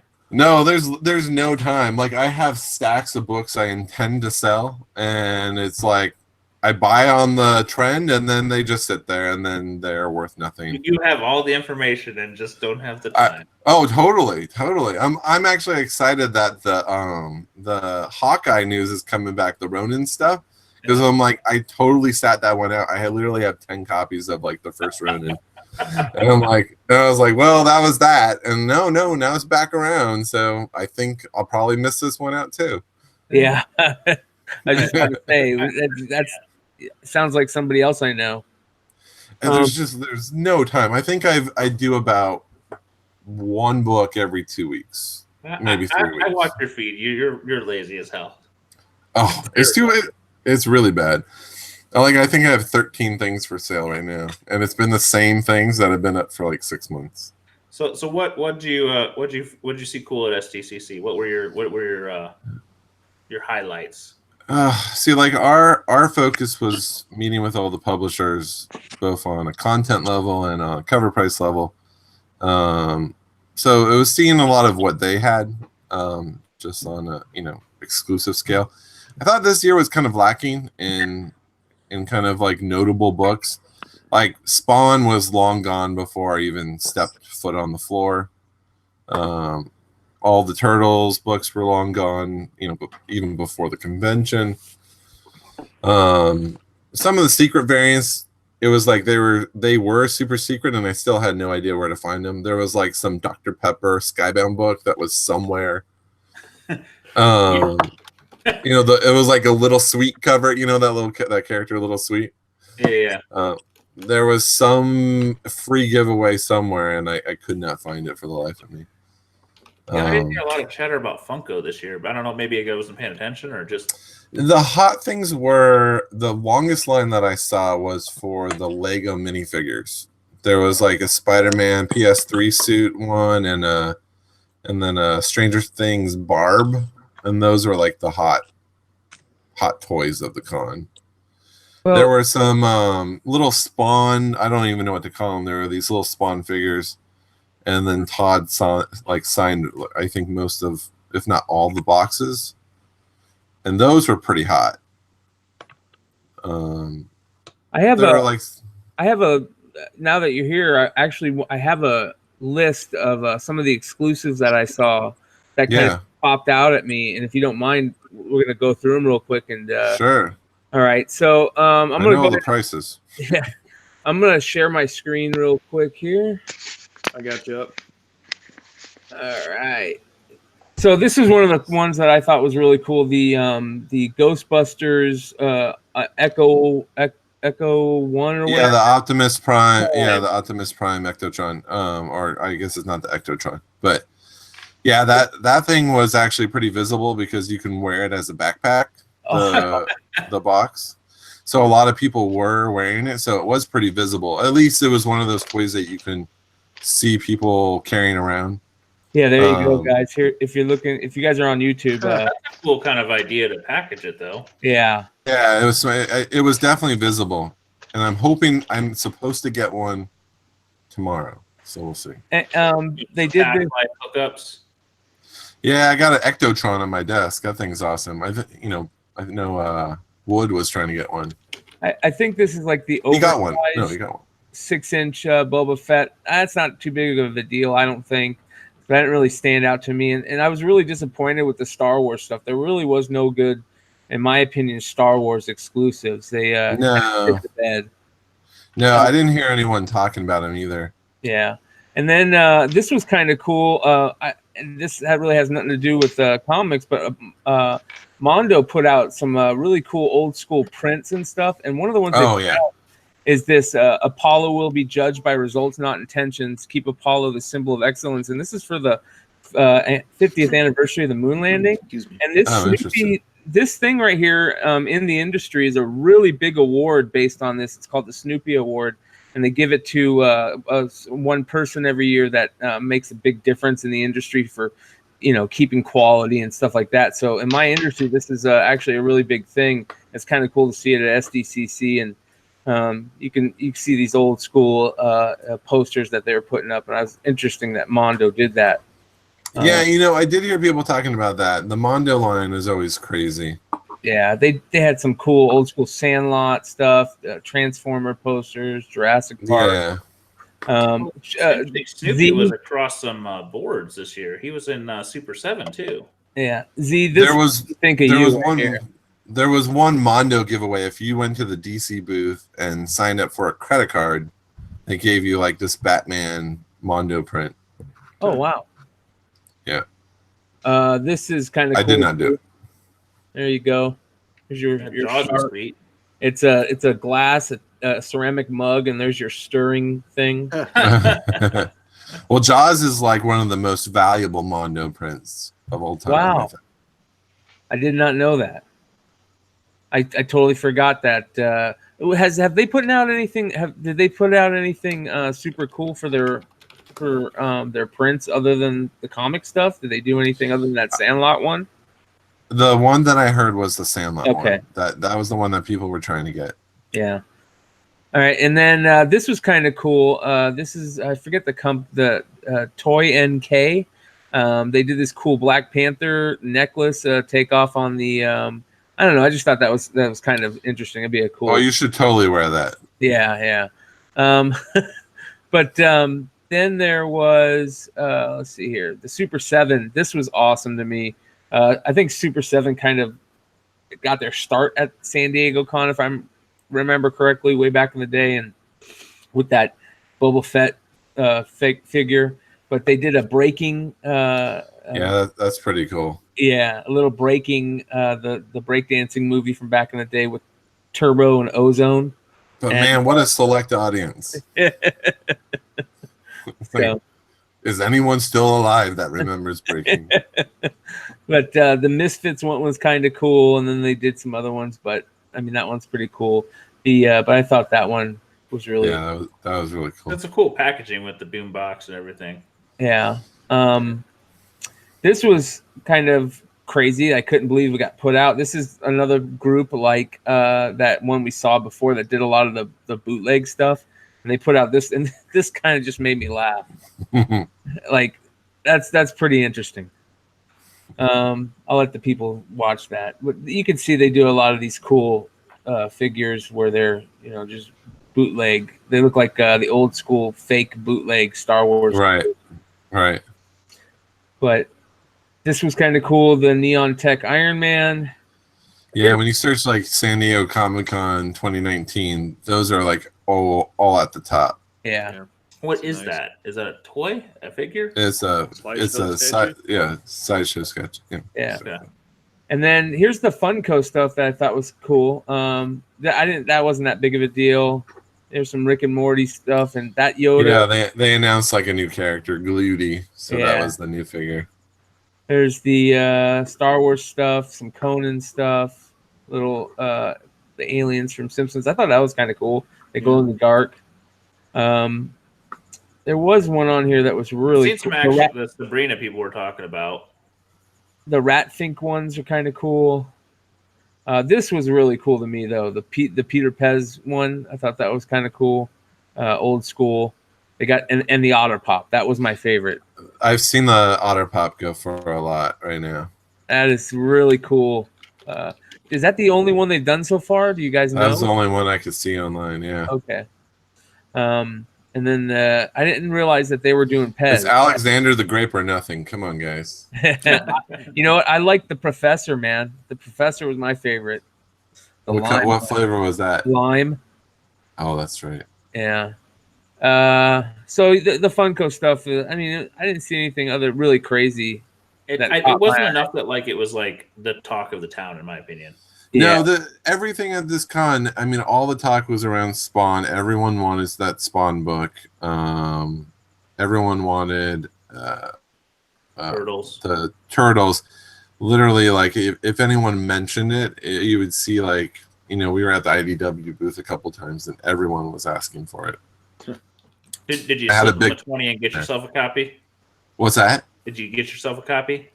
No, we tried. I tried. I really did, and they're like, no, they're long gone. Now, are they actually limited to 200, or they only brought 200? No, I think they're limited to 200 because I asked them if they had any left, and they're like, nope, there's none anywhere. Did you secretly take out your competition that shall not be named? No, I don't think so. Okay. I did score. No, we're open to all competition. Competition is great. I did score the Batman, the black costume Batman SDC Funko, and then the Toucan Funko just on their sale. But those aren't those undercutting left and right. So yeah, I mean that's what happens with all the San Diego stuff. You got to be on there pretty fast. Like I went a little crazy at the Lady Death booth. I bought way too much there. I don't think generally that's the worst place to buy, though. Yeah, I mean, they generally do pretty well, and I think half of them, there's still none on eBay. So, and I only bought one because one was pre-selling at like $150, or it sold for like $125 or something like that. They had 2 exclusives, and then they have their their metal prints, and I never go for any of those. But I think people don't all jump on that as crazily as everything else. No, and they I remember the Spawn homage one from 2 years ago. Literally paid for everything I bought that year. Yeah, I bought 5, and they were selling like $140 each, and they all those variants only cost $20 a piece. Yeah, and I remember that. Yeah, that's why I keep buying them. Last year, I still have the ones I bought last year. I think it's going to be rare to get one of those Turtles 9.8s. Oh yeah, there, and he said that they were all dinged up 9.4 tops. The nice thing is IDW did give us some of a few of the 1 in 10 of the 95s to give away. So we're gonna do that. Nice. Yeah. So the plan is to give one away with every upcoming issue. Nice. These were some variants that IDW did for the new G.I. Joe. And I saw those. The problem is the buy-in was too high on a lot of these. Yeah. What was the buy-in on these? Do you remember? Well, they're like $25 each, and I think the set was something like $250. Are we back to a male Snake Eyes, or is it still the female? I think it's still a female in the comics. I don't know if Snake Eyes has come back yet. There was a Zombie Tramp connecting set that had a big buy-in. I think it was 100 for the risque and 100 for the non-risque. And that was the Neil Adams, right? The Neil Adams. So people were talking about that, but I didn't see any sets hitting eBay, and I really have a hard time buying Zombie Tramp. So yeah. So somebody told me that it actually wasn't Neil Adams that did the pencils. That he did. It was his son that did the pencils, and really? And he colored it. Oh, interesting. The secret hot book was Rags Onyx. ONYX. But holy smokes, if you look at that cover, I was staring at it. I knew they were doing really well. And I was like, I can't take this home and have it be at my house. Oh, one of those. I saw. not Oh currently yeah, locally. I mean, Google it, and it's a lot. There was a Wow. Street Fighter. it's it's quite a spread. Yeah, you could say that. There was a Street Fighter variant. Oh my. Was Didn't know rags was still a thing. was anybody talking about that? I think it was. Yeah, like, so actually, I had some people. Robert Fordham actually asked me to get him one, and I never saw that booth, and we barely had time to even dig around and try and hunt these things down. yeah. So I never got close. Like, I was looking for it every time I kind of passed, something that looked like the Udon booth or Cap. Just I didn't see any. Yeah. But I know those were pre-selling for a lot. What were some of the books that were doing well? There was a secret Resonant variant for Comic Dreams. It was like a Comic Dreams Resonant variant. That was limited to 250. And I think there's none on eBay right now. Maybe one. Did they do you know how they used to do the KFC one every year with Green Lantern? Did they do those this year? DC gave away Naomi 1. So their version of Naomi 1. It was like a convention version of Naomi 1. That was the giveaway. But the jokey one, yeah. And I mean, it's not always kind of a jokey one because I don't know if you remember 2016 maybe there was the Batman WB lot tour book. That was the giveaway that year. So were there any small publishers making any buzz for just content, not exclusives? Yeah, so Vault has a lot option right now. So they have a lot of movement, and everything is moving forward. That's been mentioned previously. So they were talking about they don't have that many titles, and 5 of them are moving. And then there's lots of chatter everywhere we go. Everyone's looking at everything. There's eyes everywhere on that stuff, and lots of conversations. That was most of our meetings were kind of like one part work and one part cover price. So it was like 2 different conversations. We talk about content, and then the next conversation is about, hey, how can we partner? Yeah. And it was all fantastic. All the meetings went super smoothly, and there's a lot that we're going to be looking at, a lot that we're going to be bringing in. So. What's happening? What's happening big with cover price? What's new? The big things that we're working on right now, we have a new price point coming for just a price guide tier only. So that's going to be $3.99 a month. So we're hoping that will help. With people who think that the unlimited is a little too much. What's the difference in the unlimited versus the price? So we have unlimited. You can put in literally unlimited, as many books as you wanted, and you can search for as many books as you want. Your database, and right, your CLC, so to speak. Right, and so the free version is just you're limited, I think, to 2 or 3, 3 searches a day, and then you can only put in, I think, maybe 250 books in, or unlimited. There's no limit. Sky's the limit. I'll do a price tier only, so where you can. I'll have to talk to my partner. I forget what else is built into that, but it's going to be a more accessible price. The other things that we've had a lot of people comment on is our raw price guide table. So a lot of people initially just trying to grade things trying to bucket grading is quite a task. So we did the whole low, medium, high.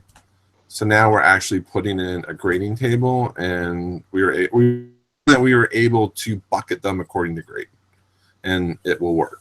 Godspeed, that is. We've been working on that for 6 months, and I think it's going to be a big change. And then the other thing is we've been working on it for a while, but variants. So now we have the way to previously.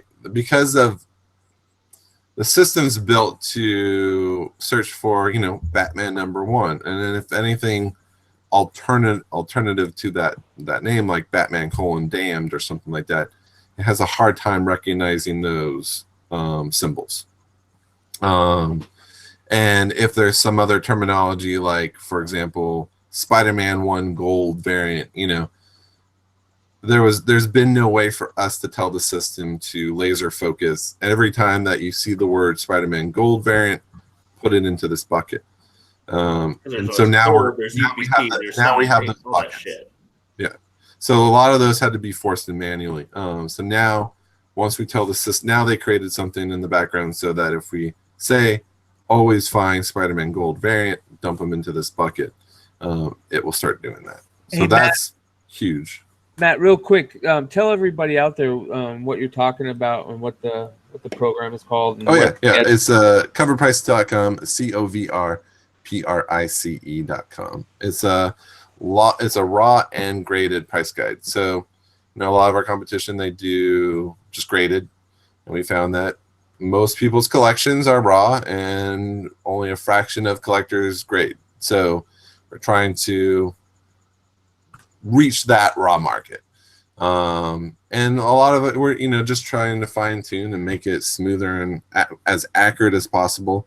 A lot of people have commented on our daily averages have been a little wonky, and they have been. So we've been adjusting that. It's impossible to track. I mean, it's so tough. We've got it down, so we're fine tuning that before we push it out.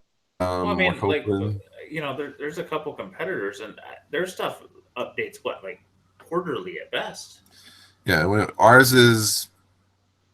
It depends on the day. It can be at the slowest if it's a Saturday, maybe once a day, but Wednesday, Thursday, and Friday, it's probably 4 times a day. Sometimes more. You're tracking the new sales, the old sales, everything. Oh yeah, yep. And we've always been wanting to do little, new buckets, but the problem is so much of it is just front end, things we need to incorporate. So it's a little. There's so much stuff we want to do, but we got to do it in waves. Does it have any tools available to help you put the books on those places that you're getting that data from? You mean put them into your system? No, like say you're picking, some of the database or places that you're picking from might be like eBay or something like that. Do you have like a tool in that app to help people, seamlessly go, use to put on eBay or stuff like that? Is there anything like that? Oh, to list to put stuff. No, we haven't done that. But that's something we can definitely do. I mean, there's a list of things we need to do. I have used the app, and the fun thing is you put your collection in, and it just will keep up to date lists on what's going and moving and pricing, and And right now we just want to find, we want to fine tune things, and just make the process as streamlined as possible, and get people to the point where they don't have to jump around and go to 10 different sites. That was the whole point of what we're doing, is one-stop shopping. So you don't have to search for the price. You can. Well, that was a cool thing. We talked to CGC, and they're giving us all their API for all their census stuff. So we're going to be dumping that into. Oh wow. So we'll have all the census information with every book. That's a big It was good. I mean, we have giveaways for the next couple months from all the different publishers, and we're working with many down the road to help correspond to their, when they get content announcements, we'll be ready to put out some exclusives for that. The one thing we're just not going to do is we can't share content news because all that stuff is so sensitive, and I know personally, content stuff changes, deals fall through, so that game is stuff I stopped buying. I hear about a book that's going to be optioned, I tend to buy one now and maybe 2, and then I'm done. Just because I still have stacks of books I bought because I heard this news, and then Well, how there many was books nothing. are optioned on a daily basis? It feels Oh, totally. I mean, how many conversations about a book and a deal that's almost going through? I mean, it's every day. Right now, there's tons of conversations on every book you can imagine. But those deals fall through. People make a deal, but then they lock it up for a year and nothing happens with them. It's crazy. It's a crazy market right now. I don't give a shit comics. about any deal until you tell me the fucking Crow is coming back to the fucking cinemas. It's not dead. I can tell you that. It's never dead. It's never. It's the Crow. That's the whole thing. That's his thing. Someday. Someday. I honestly think the best place for Crow is to be like a Netflix show, a dirty R-rated Netflix show where you can really get a full season. That's where it belongs right now, because the audience, the film experience is too much. It's too narrow now. You have one weekend to make your money, and so everyone's always, they don't want to take risks on some of these. No, you could almost shoot as a 6-episode fucking series tied to the the 6 parts of the book. Yeah, I don't know why they haven't made. Well, I know why I have something made into a show, but it's a no-brainer. It should be made into a show. It's just everyone holds on to the film rights. They want it to be a film. So who knows? One day. I mean, it's not dead. Like I said, I enjoy your weekly write-ups. That shit's enjoyable to me. Yeah, what's fun is there's trends that I haven't even been able to pay attention to until I write about it. Right now, just speaking to video games, video game comics are a huge thing now.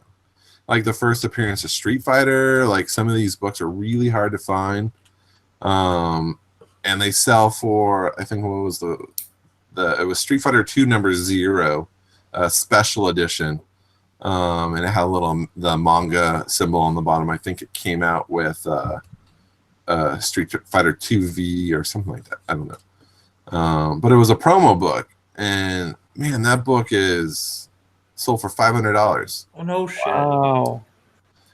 There was a Doom book. I mean, how many times have you seen Doom #1 in a dollar bin? Copies have been routinely selling for $200, $199. Oh shit! And there's like an even rare version that I could not find. I went as far back in our data as I could go. Couldn't find a copy, at least in the past 3 years. No, some of that stuff is so outside the margins you don't even know. Well, that was given, the rare one was given out at a Doom convention. So how many people went to Doom conventions back in the 90s? It was like, but apparently people did. So there's that Resident Evil one that's similar to that only, I think it was a giveaway for promo, and that sells for 75 or higher on the regular. I got this guy. I don't know if you can see this guy. Yeah, that's it. Wait. The Jim Lee magazine right there. Yeah. That's badass. Yeah. Believe me, I am a video game comic book guy. Yeah. So I was excited. I found that for $1, and I was like, what does the Dune one look like? I'm just curious now. Can I share my screen? Yeah. If you go to on the left, I think, share screen. Stein has got his pose ready to be captured for the image quest now. I'm just having such bad computer problems. I'm on my phone right now. Or if you post a link that makes sense. in the chat, I can share it. Okay. So is anybody else? I mean, just watching Instagram, the video games and video game grading has just went, I feel like, tenfold from a year ago. Are we still on my screen share? How do I take it up? Paul's controlling you. It's the problem. Okay, good. Hmm. All right, cool. You shouldn't be. You're All right, good. good. All right, here, I'll share it in the chat. There you go. Oh, you might have to sign in. Here, let me see if I can find the actual stuff. But it says ID at the top left-hand corner. Is actually from GT Interactive Software. It's 1996. 1996. Jesus Christ. This is Doom Knee Deep in the Dead. And it sells for $199. The cheapest sale was $125. All right, I got it. Let's. But there's been a lot of these video game books that, you know, that Resident Evil one that I just showed, that's an easy $50 book. There it is. Going into the Matrix. Oh, wow. It's a book I've never seen. Yeah, so I've been on these video game nostalgia is running deep right now. It's I think was this last week? Yeah, you can see some of the other books that were hot. Right? I mean, Paper Girls was. Some of these option books tank really fast now. Like that Paper Girls, it jumped up to a $30 book, and now it's like $14. Did I just see the McFarlane? Well, the McFarlane homage Snake Eyes on there. Yeah, that was. Oh yeah, it was at the top. There was a raw sale for $300. What the fudge? Is that right? Yep, $300. Was it? Did I just see some crumb on there? There was there crumb? No, it was Fabulous Freak Brothers. Oh, they okay, got Fabulous option. Freak. Yeah. Oh, crap, So man. it was Feds and Heads. Oh yeah. Yeah, I mean, there's just so much stuff going on anymore. You can't keep track. And there's going to be even more, which is the crazy part. And it's been funny since Endgame, the amount of guesswork and how much has moved. Like there was, and even for regular comics, not even content wise, there was someone had mentioned that the Illuminator. You remember the Illuminator from the 90s, the Marvel title? No. Oh, it's a very obscure. It was a Christian. It was Marvel's first Christian-centric comic. Oh, good. And it was about how this character receives power, these powers from God directly. Sounds like Battle Pope. It was actually a pretty cool character, and it was a fun kind of a Peter Parker kind of story where he finds, enjoys using his powers.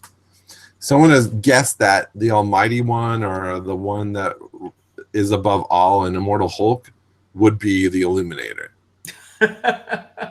So someone put that out in I don't know if it was in Facebook, but there was one day where that book was trending on our movers because 20 copies sold in one day.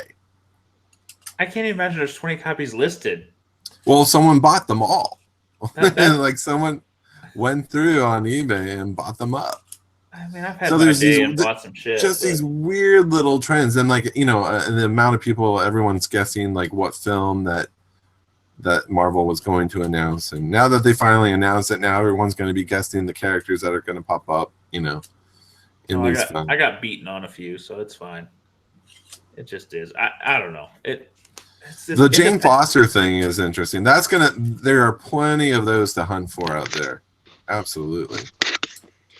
That was the only left field thing to me. But these indie comics, to me, they're crazy.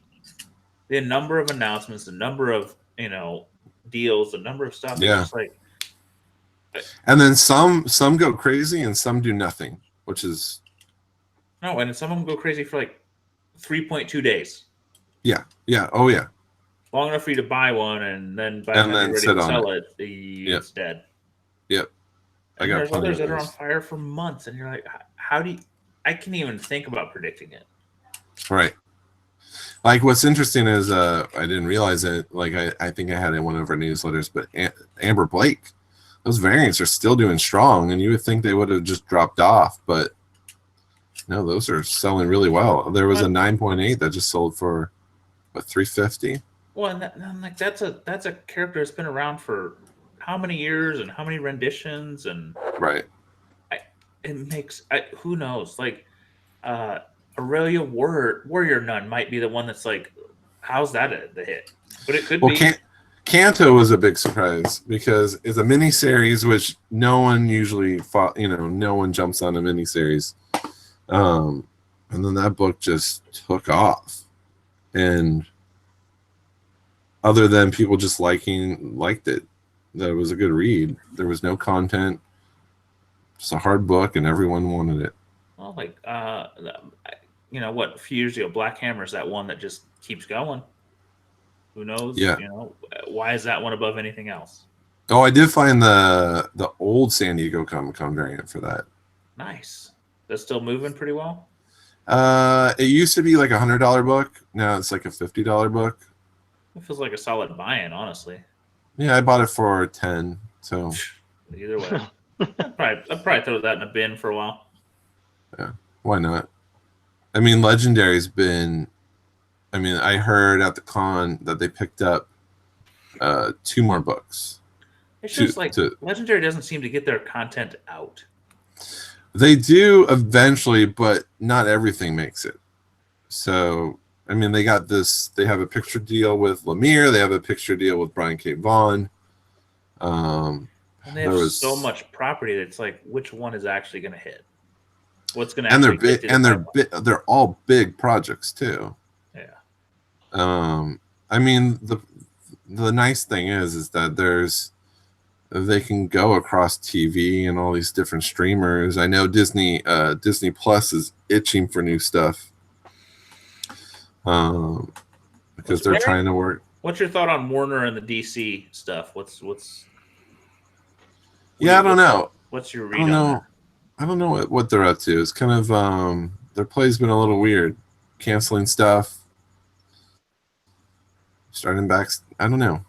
Because what was that deal? They were going to partner with HBO? HBO Max got the rights to some of it, but I thought they were going to do their own Warner centric everything.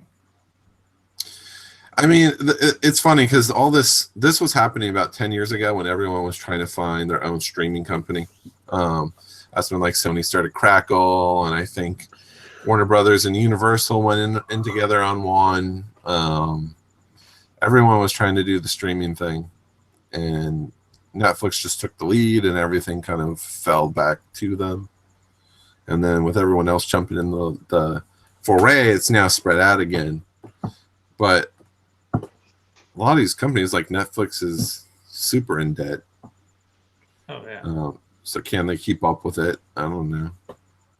Well, they're filming stuff a lot quicker than they used to. I know, we hear about something being optioned or, going, as they're saying in the chat, in development or filming or whatever.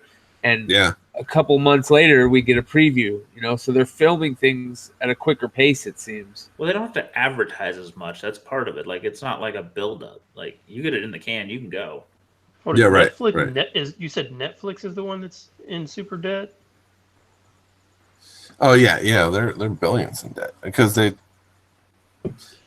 took out all this money to make all this content, and then they only get so much in. They know exactly how much they have coming in. Sheesh. So I don't know what the long-term plan is. Didn't they just spend $70 million to get Eddie Murphy? Oh, did they really? Yeah. And they did that with Adam Sandler before him. Jesus. But I don't understand how that works. So they spend $70 million to get Eddie Murphy, but what does that translate to? New are people getting new subscriptions? Or are they still sharing it? Or I think it's that people don't drop. I think that's the whole thing at this one is you need to keep it going. Right. Instead of like WB, people drop out and then drop back in when a new thing starts. And well, here's the question: do you guys have Netflix? Yes. Netflix is a base. You almost can't. If you're going to cut the cord, you need. How many more subscribers can they get?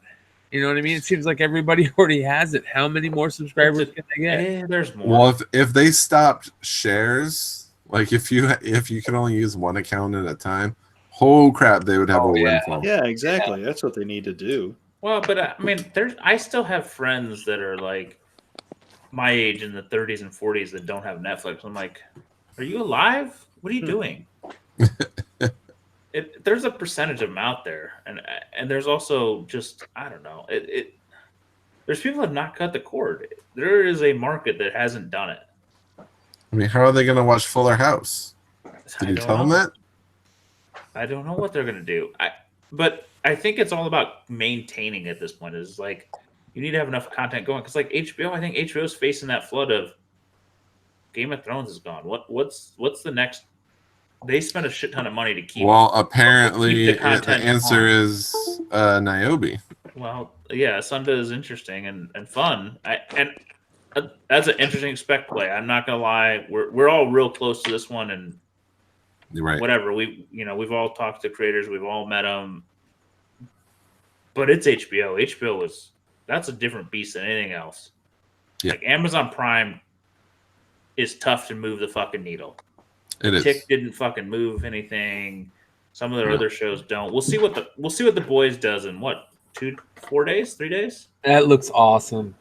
It does look really good. I just don't know if it can move the needle because it's a different service. Netflix is the king of streaming, but HBO has the model of must-see TV. They're the last kind of batch. Have to watch it live. I think YouTube's the king of streaming because I watch most of my stuff that I watched on YouTube. Well, you're a 12-year-old boy then, sir. Like, well, I mean, seriously, you can watch like mysterious things in the ocean. Top 10 things that are mysterious in the ocean. Yeah. Unboxing Lego videos. Yeah. Right. Okay. I mean, I legitimately watch a lot of cat videos, so you know. That's Dino's account. Yeah. They are fantastic. Seriously. I don't know. HBO's a different beast to me. They throw money at it because they want the show. They want they want the recognition. They have been we want the Sunday night one-time broadcast thing. They're not quite the streaming service of Netflix of fuck it, we're just gonna throw it out all at once. They're a different player right now. Who knows what they do in 2 years? But Well, it was interesting how Umbrella Academy was water cooler. For a bit. I mean, Game of Thrones is consistently, and Stranger Things is pretty consistently. But yeah, Umbrella Academy had that water cooler. That was a big surprise for me. How I've never seen a book go up in value like a week after it was released. Not just like the day, but like a week after it released, those books went crazy. But imagine if they had laid it out over 13 weeks, or how many episodes were it? 10? I don't know. Oh yeah. I hear what you're saying. To stretch it out, yeah. Whereas Showtime still sticks to that model.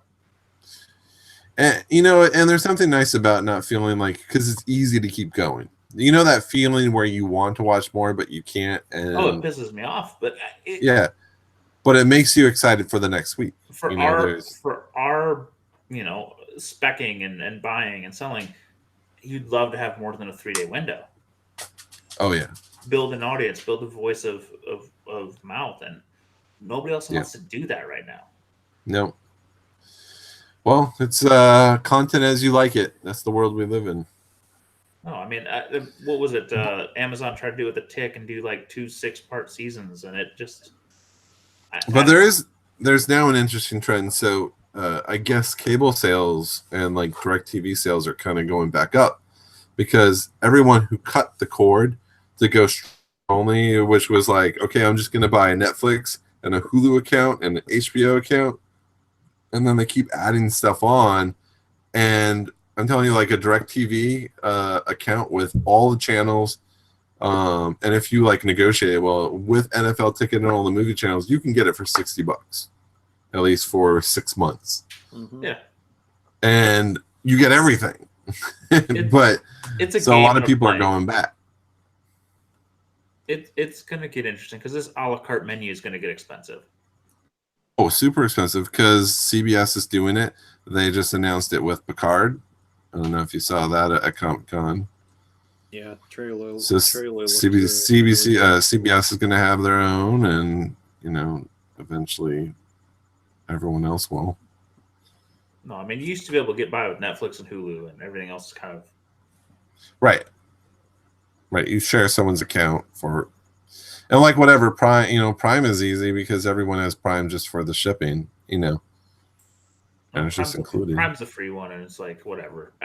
They have quality programming. They just don't seem to base it around our stuff. Right.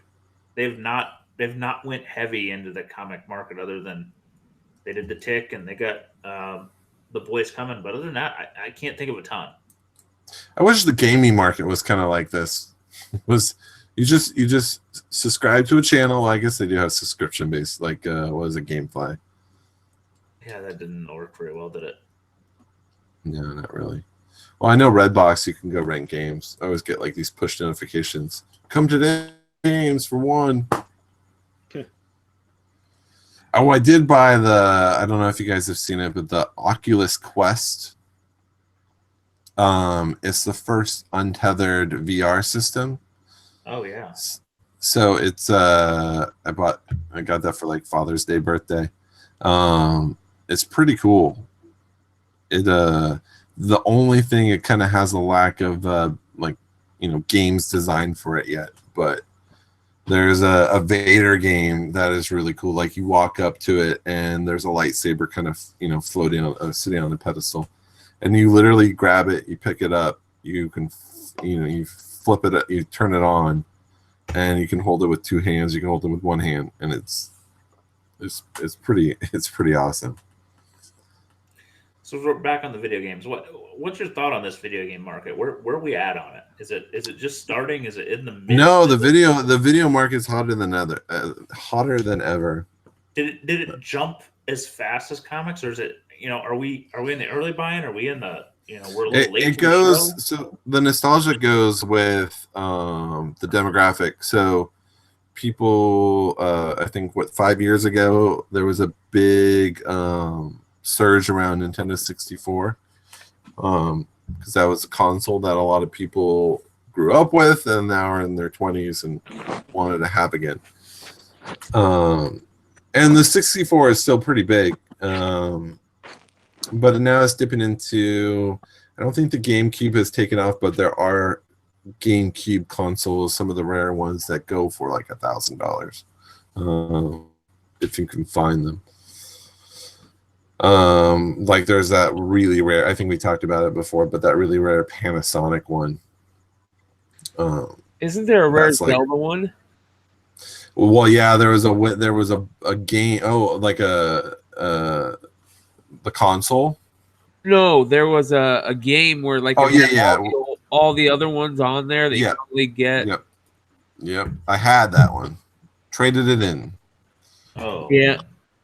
I bought that at one point just because I wanted to actually play them, and it got sent to me in the case broke in the mail and scratched it up.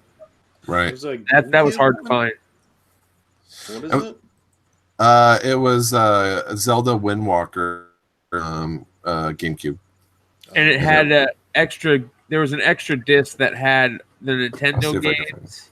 Yeah, it was 3 discs. There was like the bonus disc, and then music. There was like one with that had like audio tracks. I'm just watching my IG feed, and it's all these comic guys buying video games, and even like people in the gold and silver age, people are like getting into the NES and the Super NES stuff and the original stuff. And while I was at Comic-Con there, I walked up to some people that for the first time ever, someone had graded games, and that was all they had.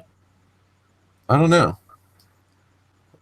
I'm just seeing like it is pervading, and it's not just watching like the young collectors. It's watching these, there's those people that have been in the silver and the golden age for 20 years and just have these collections. You're going, what?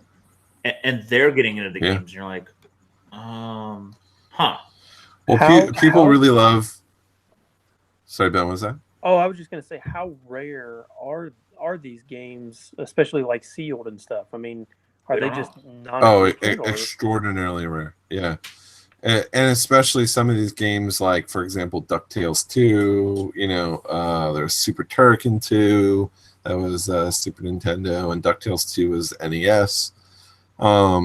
Just out of a box loose. I mean, these are $200, $300 games. And if you had it in a box, and I've never seen DuckTales 2 in a box. I saw one the other day. Oh, really? Not in life, but posted, and because I'm like, what, huh? See, and here's the other thing: this market is rampant with fakes. Like there's whole videos on YouTube about how to tell the difference between a fake NES and Super Nintendo cartridge. And people even now put it into the listing. And I forget what terminology they use. They something to the effect of fake, and people still pay $50-$60 for it. Well, there's a group that wants to play the game, and there's a group that wants. They want the cartridge collectible. feel. They want that cartridge feel. They want to be able to put the game to their Nintendo and Nintendo 64 and have that feeling of pushing the game in, turning on the power button, Blowing on the cartridge in the original NES. Yeah. Blowing on it. Yeah. Yep. Totally. Well, then I actually busted out my one the other day, and it literally I still had to do that to get it going. Well, but then Like, there's you now had to this blow in it. the CGC group going in the graded games, and you're like, fuck. Yeah, I mean, those graded games are. I mean, even just. I mean, I don't know what I'm looking at, and I don't know how rare they're actually. And if they're even the price points are even right. But I mean, you just type in, anything. I mean, it seems like you're going to pay $200 for anything at this point that's graded. Oh, sure. Yeah, graded games are. Well, Heritage is jumping in that market full fledged. Oh yeah, here's a sealed DuckTales 2 for NES for $2,000. And I don't even know if that's a reasonable price point. That's the thing, is I think it's so. We'll have this comic price point because I don't know if they're less rare or we've just have been ingrained in this market for 20 years. So here you go.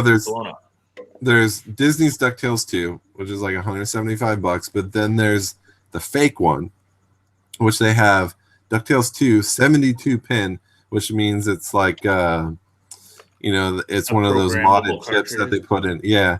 And it's $22. And it comes from China. People still, you look at these and they're just sold like hot. Still buy them. Like every other sale is the $21 one. That Jaws poster jumping back 30 minutes. The Mondo one, the numbered out of 525, one sold for 3,800 on bid. Not buying now. Yeah. Someone was asking. I remember going to the con when they had that, and someone was asking me to pick one up, and I was like, "Dude, that line's too long. I'd rather buy this Lady Death book." You're right. Back off, dude. My comic shop, not my comic shop, but my local comic shop has all the Marvel Mondos up on the walls, and I'm pretty jealous with those. Yeah, we were talking about that earlier.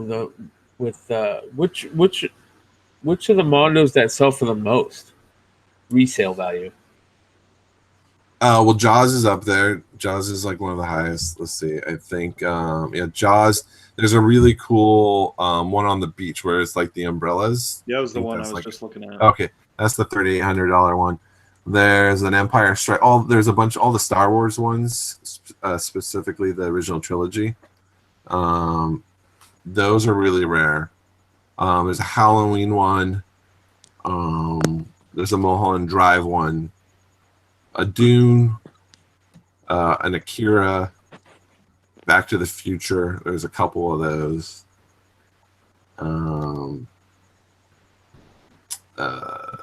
There's a Ghost. There's a Avengers one is like $600. Some of the Ghostbuster ones are like $400. Well, do we know what the very first Mondo print was? I don't know. That's a good question. It's like the first Funkos. Those are obscene.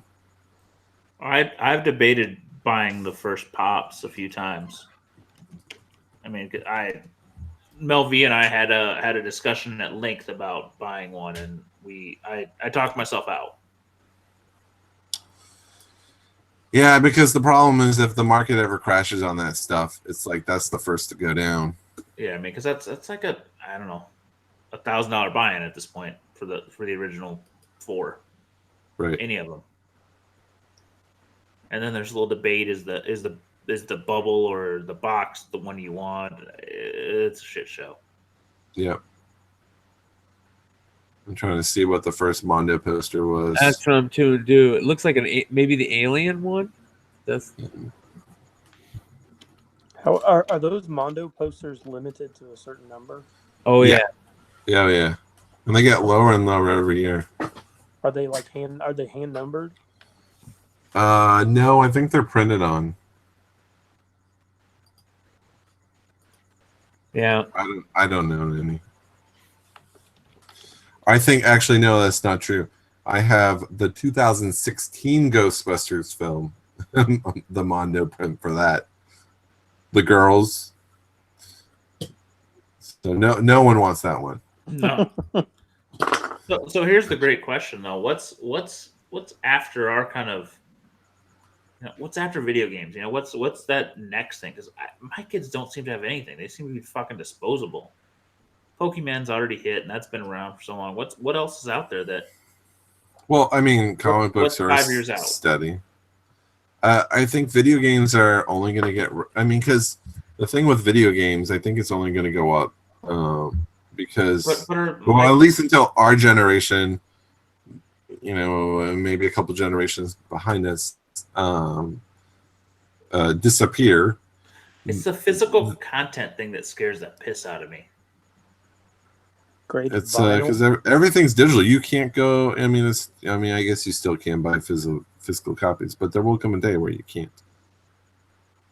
Yeah, I don't know. This whole physical versus digital, like this is a mentality that worries me. But I look at my kids and like they don't have a passion for more than a couple of months on anything. Like the closest thing they have played with for, let's say, 5 years plus is Lego.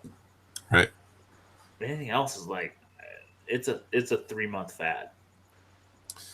What's been surprising to me is it used to be the rule of thumb sports games were always worthless, but there's been a few that are now like $500 games. I'm trying to look at like which Tecmo ones Bowl? Bo Jackson? No, it was but it's probably the sealed ones though, right? Because everybody not bought 'em to necessarily. play 'em. So like right here's an NBA Elite 11. So it's 2011. One sold in April for $5,207. I would be willing to bet some of the Condition is good. It says so. It's an open game, and it was just rare and hard to find. And I have seen this one sell for a ton, which is why I was surprised because it used to be sports games were non-existent, and I think it has something to do with the box art. There was something to do with the player on the front, and I'm not knowledgeable enough. Well, that to might know. be interesting play too. Is like crossing over to sports cards is video games with that athlete. Madden. Yeah, and I don't know I don't know enough about the sports to call out what the. I guess I could search for it, but that would be an interesting play because the sports market doesn't seem to die. no, that's gearing up, right? I try to follow it up with kind of Keith's posts and stuff. There's a lot of marketing to sports cards going to take off again, and I'm like, they already are. It's something that I'll never be able to get into, but it's interesting for sure. Yeah, there's a lot of money being spent on a lot of money probably being made too. But I just can't. I don't know. I understand my own market, and I try to understand others, and they're just so. They have the same driving factors, but they don't. Like comics is all grade, all like intangibles, whereas sports cards are stats and local favorites, and it just you can't quite get your head wrapped around. it's more up and downs, yeah. All right, so I found out why NBA Elite 11 for the PS3 is so rare. So this game was developed by EA. It was supposed to be a reinvention of their NBA Live series of basketball games. Supposed to come out in September 2010 to coincide with the start of the new season, but then was delayed. And then in November, they officially canceled the game, and then it was picked up by a different developer. But that first game was sent out as samples to a bunch of retailers. And so those samples are the ones that are floating around and going for thousands of dollars. Crazy. So it's like those rare like early games. Yeah. I mean, it's a recalled. It's a recalled game, kind of. I didn't see. I just learned something new. I didn't. That's a game I would glaze over every time, because you look at the sports games, and I wouldn't have ever given that game a second look. It's interesting. Maybe the game market's where it's at, because I don't know. Are there sites like Comic Book Invest dedicated to games? No. There's a lot of forums, blog that talk about that kind of have price tiers about old games, but I don't think they're really updated frequently. No, but that's the thing, is maybe the info is not as accessible. Maybe that's where the market is. Like we just talked about, G Plus to Facebook. Right. We just made the world 10 times, 100 times more accessible. Right. I mean, the amount of rare games, I can't tell you how easy it is to find some of these games just by going to like Goodwill, and there's always a rare game on the shelf. Even if it's something simple as like Smash Brothers or Mario Kart for the Wii, that's still always $25-$30 game. And Smash I'm out of Brothers, comics, dudes. I'm going to video games. Yeah, you said the same thing about sports cards a couple shows ago. I don't know how sports cards are like, but I know that when you list an authentic, hard to find game on eBay, when there was one time when I walked into a Goodwill and they had, I don't know, about 40 old NES games, and most of them were like, there wasn't anything too crazy in there, but they were all maybe $40, $30-$40 games. And I would put them up, and they would disappear within, like, I think 30 seconds. I would put it up, and someone would buy it. Wow. And it was, that market's insane. Yeah, I'm not surprised. But the problem is you're limited. Like, you could only hit Goodwill so many times, and it's dependent on what they get stocked. You're gonna hit garage sales and try and find people with old consoles. And so, are those people that are paying that money? Are they specifically buying those to play them, or are they using them to collect? Or Yeah, probably A and B. Well, it's kind of like our market. There's people collecting. There's people reading. Yeah. I mean, if you trust your machine, you know that you put in enough games in there that it's not going to scratch it up, and you know how to handle a disc, and why not play it? Like, for example, some of it, like if you bought the Uncharted 2, I remember the Fortune Hunter edition. It came with like this knife that was featured in the game, but I mean, that if it's brand new, that's an easy $3,000. Wow. You can get $1,000 for that thing. And at the time, it was $150, maybe $125 to buy that thing. Jesus. Wow, that's nuts. I mean, so buying some of these special editions it's kind of hard because with everything going digital, the stuff doesn't exist anymore. So buying into it now, new, doesn't really exist. This is all about the hunt. Video games are all about, you got to get out there and dig. Which makes it Now I'm kind gonna be of cool. headed to Because, Salvation Army tomorrow. there you go. Oh, yeah, Goodwill, Salvation Army. I mean, there's always games at every single one of them. And I only found those Nintendo ones just because, like there used to be one right next to where I used to work. Like for lunch, or just swing by, walk in, and there might be one new one, or maybe nothing for a couple months. But then there was that Nintendo windfall. That was awesome. Blue Green asked in the chat, "What about Atari games?" Yeah, their Atari that is amazing. There's some super rare Atari games. Like there's one that I think I might have, but I need an Atari to test it. So there was one called Atlantis 2. So the regular game came with a day and a night scene on it, and for a competition, if you beat the game, and send in your name, They would send you Atlantis 2 Special Edition, and I'm blanking on the name if that's correct, but they would send you this version that they tweaked a little bit. So it was fast. I think the regular Atlantis 2 counted by 100s, and this modded one was counting by 10s. And it was faster. And if you beat this, then you got a special shout out from Atari. Now this version, the night scene, and most of them had the holes, the drilled holes on the back revealed where usually they're covered up the front art. And I have one of those, but I've never been able to test it. So it could be just, the $2 worthless version. Or if that game is Atlantis 2, it's 10 grand. Ooh.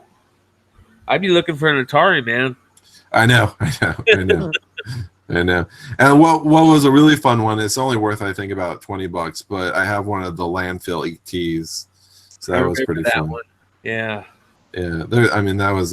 That was a rumor for like 30 years, and then they found the landfill. Yeah, it's a great documentary. If you guys haven't seen it, go find the documentary.